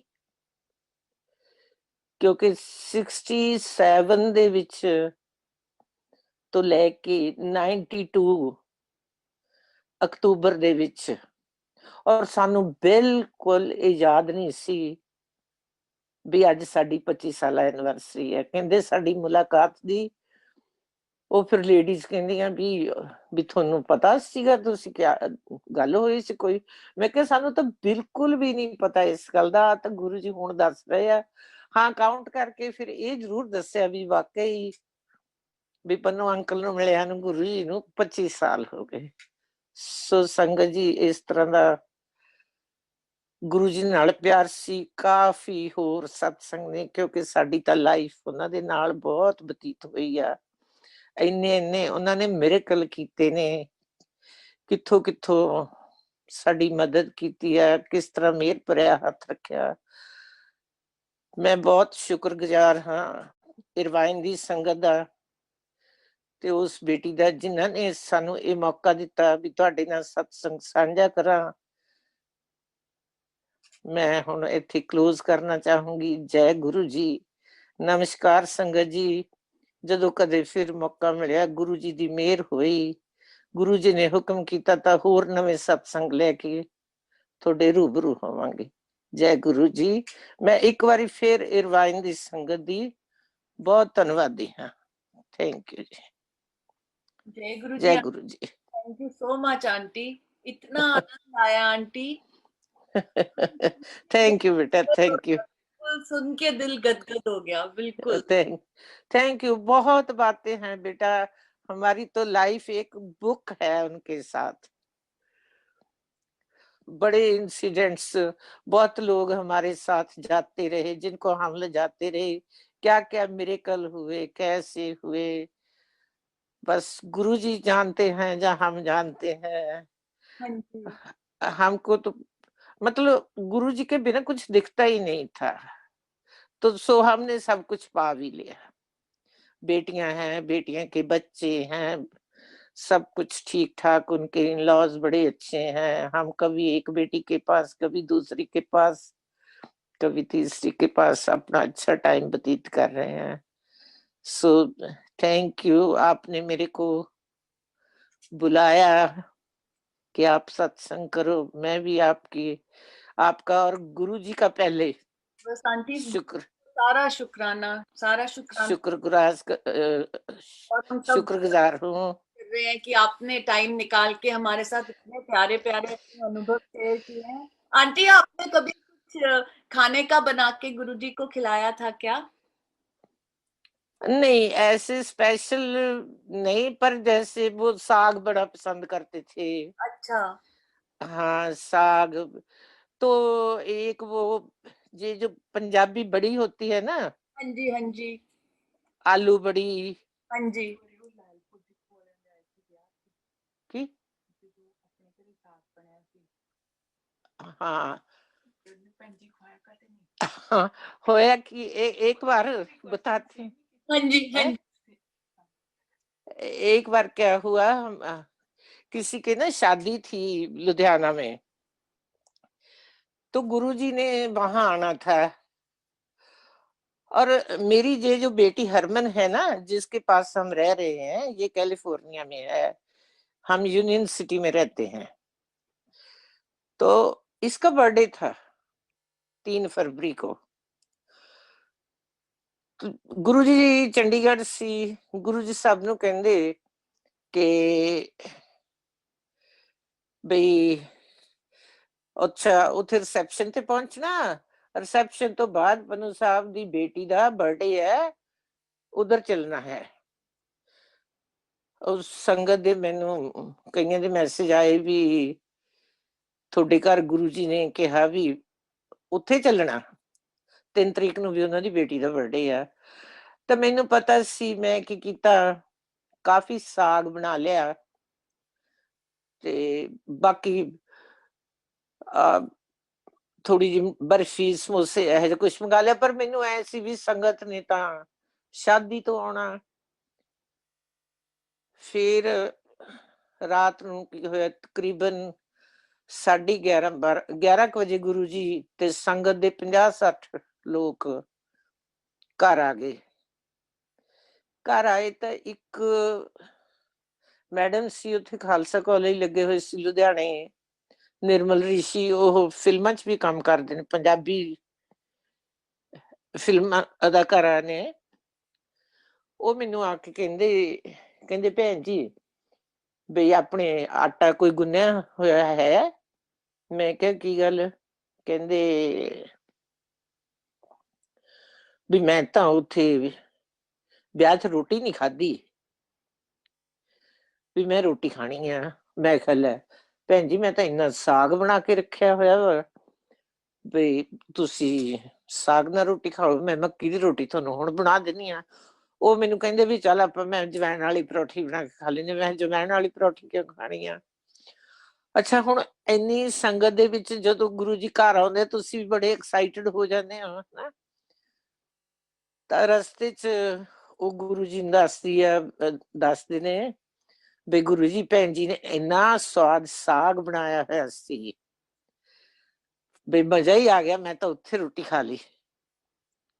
ਹੁਣ ਜਾਂ ਤਾਂ ਮੈਨੂੰ ਉਹ ਦੱਸਦੇ ਵੀ ਗੁਰੂ ਜੀ ਨੇ ਉੱਥੇ ਕੁਛ ਨਹੀਂ ਖਾਦਾ ਹੈਗਾ। ਹਾਂ, ਚਾਹ ਚੂ ਜੋ ਪਿਲਾਉਣਾ ਸੀ ਉਹ ਮੈਨੂੰ ਪਤਾ ਸੀ, ਉਹ ਮੈਂ ਗੁਰੂ ਜੀ ਨੂੰ ਬਣਾ ਕੇ ਪਿਲਾ ਦਿੱਤਾ। ਤਾਂ ਚਲੋ ਮੈਂ ਨੈਕਸਟ ਡੇ ਫਿਰ ਅਸੀਂ ਗੁਰੂ ਜੀ ਕੋਲ ਚਲੇ ਗਏ। ਗੁਰੂ ਜੀ ਜਾਂਦੇ ਕਹਿੰਦੇ, ਨਾ ਭੈਣ ਜੀ ਕੀ ਗੱਲ, ਮੈਨੂੰ ਸਾਗ ਨਹੀਂ ਖਿਲਾਇਆ ਤੁਸੀਂ? ਮੈਂ ਕਿਹਾ ਹਾਏ ਗੁਰੂ ਜੀ, ਵੀ ਮੈਂ ਤਾਂ ਸੋਚਿਆ ਤੁਸੀਂ ਵਿਆਹ ਤੋਂ ਆਏ ਹੋ। ਇਸ ਤਰ੍ਹਾਂ ਦੀਆਂ ਗੱਲਾਂ ਸਾਡੀਆਂ ਚੱਲਦੀਆਂ ਰਹਿੰਦੀਆਂ ਸੀ। ਬਹੁਤ ਬਹੁਤ ਹੋਰ ਵੀ ਬਹੁਤ ਇੰਸੀਡੈਂਟ ਨੇ ਜਿਹੜੇ ਵੀ ਉਹ ਜਾਣੀ ਜਾਣ ਇੰਨੇ ਕੁ ਸੀਗੇ, ਤੁਸੀਂ ਇਮੇਜਿਨ ਨਹੀਂ ਕਰ ਸਕਦੇ। ਹਰ ਗੱਲ ਉਹ ਬੁੱਝ ਲੈਂਦੇ ਸੀ ਵੀ ਤੁਹਾਡੇ ਮਨ ਵਿੱਚ ਕੀ ਆ, ਤੁਸੀਂ ਕੀ ਚਾਹੁੰਦੇ ਹੋ, ਕੋਈ ਕਿਵੇਂ ਆ ਤੁਹਾਡੇ ਲਈ। ਜਿਵੇਂ ਜਿਹੜੇ ਘਰ 'ਚ ਅਸੀਂ ਰਹਿੰਦੇ ਸੀ ਰੈਂਟ ਤੇ, ਉਹਨਾਂ ਦਾ ਲੜਕੇ ਨੂੰ ਤਾਂ ਉਹ ਕਹਿੰਦੇ ਸੀ ਵੀ ਇਹ ਬਹੁਤ ਨੇਕ ਆ, ਉਹ ਵੀ ਇੰਡਸਟਰੀ ਡਿਪਾਰਟਮੈਂਟ 'ਚ ਸੀਗਾ ਲੱਗਿਆ ਹੋਇਆ। ਪਰ ਜਦੋਂ ਉਹਦੇ ਫਾਦਰ ਨੂੰ, ਜਦੋਂ ਗੁਰੂ ਜੀ ਨੇ ਆਉਣਾ ਉੱਪਰ, ਤਾਂ ਸਾਨੂੰ ਕਹਿਣਾ ਵੀ ਤੁਸੀਂ ਨਾ ਉੱਤੇ ਹੀ ਰਹੋ, ਥੱਲੇ ਨਾ ਆਇਓ। ਕਹਿੰਦੇ ਫਿਰ ਇਹ ਬਾਹਰ ਨਿਕਲ ਆਉਂਦਾ। ਮੈਂ ਨਹੀਂ ਕਹਿੰਦੇ ਉਹਨੂੰ ਆਪਣੇ ਮੱਥੇ ਲਾਉਣਾ ਚਾਹੁੰਦਾ। ਤਾਂ ਫਿਰ ਅਸੀਂ ਜਿਵੇਂ ਉਹਨਾਂ ਦਾ ਹੁਕਮ ਹੁੰਦਾ ਸੀ ਉਵੇਂ ਕਰਦੇ ਸੀ। ਸੋ ਇਸ ਤਰ੍ਹਾਂ ਦੀ ਲਾਈਫ ਨਿਕਲਦੀ ਰਹੀ।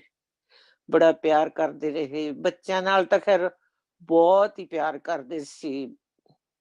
ਵੀ ਨਿੱਕੀਆਂ ਨਿੱਕੀਆਂ ਗੱਲਾਂ, ਇਹ ਹਰਮਨ ਬੇਟੀ ਨੇ ਕਹਿਣਾ ਗੁਰੂ ਜੀ ਕੀ ਫਾਸਟ ਰੱਖਣਾ ਚਾਹੀਦਾ? ਉਹਨਾਂ ਨੇ ਕਹਿਣਾ ਵੀ ਕੋਈ ਲੋੜ ਨਹੀਂ ਫਾਸਟ ਦੀ, ਤੇਰੇ ਲਈ ਕੋਈ ਚੀਜ਼ ਨਹੀਂ ਚਾਹੀਦੀ। ਇੱਕ ਦਿਨ ਇਹ ਕਹਿੰਦੀ, ਵਿੰਕਿੰਗ ਆਫ ਆਈਜ਼ ਨਹੀਂ ਹੁੰਦਾ, ਕਦੇ ਕਦੇ ਆਪਣੀ ਅੱਖ ਫੜਕਣ ਲੱਗ ਜਾਂਦੀ ਆ ਵੀ ਸੱਜੀ ਚੰਗੀ ਕਿ ਖੱਬੀ ਚੰਗੀ। ਗੁਰੂ ਜੀ ਨੂੰ ਕਹਿੰਦੀ, ਗੁਰੂ ਜੀ ਅੱਖ ਸੱਜੀ ਫੜਕਣੀ ਚੰਗੀ ਹੁੰਦੀ ਹੈ ਕਿ ਖੱਬੀ? ਉਹ ਕਹਿੰਦੇ ਤੇਰੇ ਲਈ ਦੋਨੋਂ ਹੀ ਚੰਗੀਆਂ ਨੇ। ਸੋ ਇਸ ਤਰ੍ਹਾਂ ਬਾਕੀ ਗੁਰੂ ਜੀ ਨੂੰ ਇੱਕ ਲੰਬੇ ਲੰਬੇ ਪਕੌੜੇ ਹੁੰਦੇ ਆ ਬੇਸਣ ਦੇ ਬਣੇ ਹੋਏ, ਉਹਨਾਂ ਦੀ ਸਬਜ਼ੀ ਪਸੰਦ ਹੁੰਦੀ ਸੀ। ਤੇ ਸਾਗ ਸਾਗ ਬਹੁਤ ਪਸੰਦ ਹੁੰਦਾ ਸੀ, ਮੱਕੀ ਦੀ ਰੋਟੀ ਤੇ ਸਾਗ। ਚਲੋ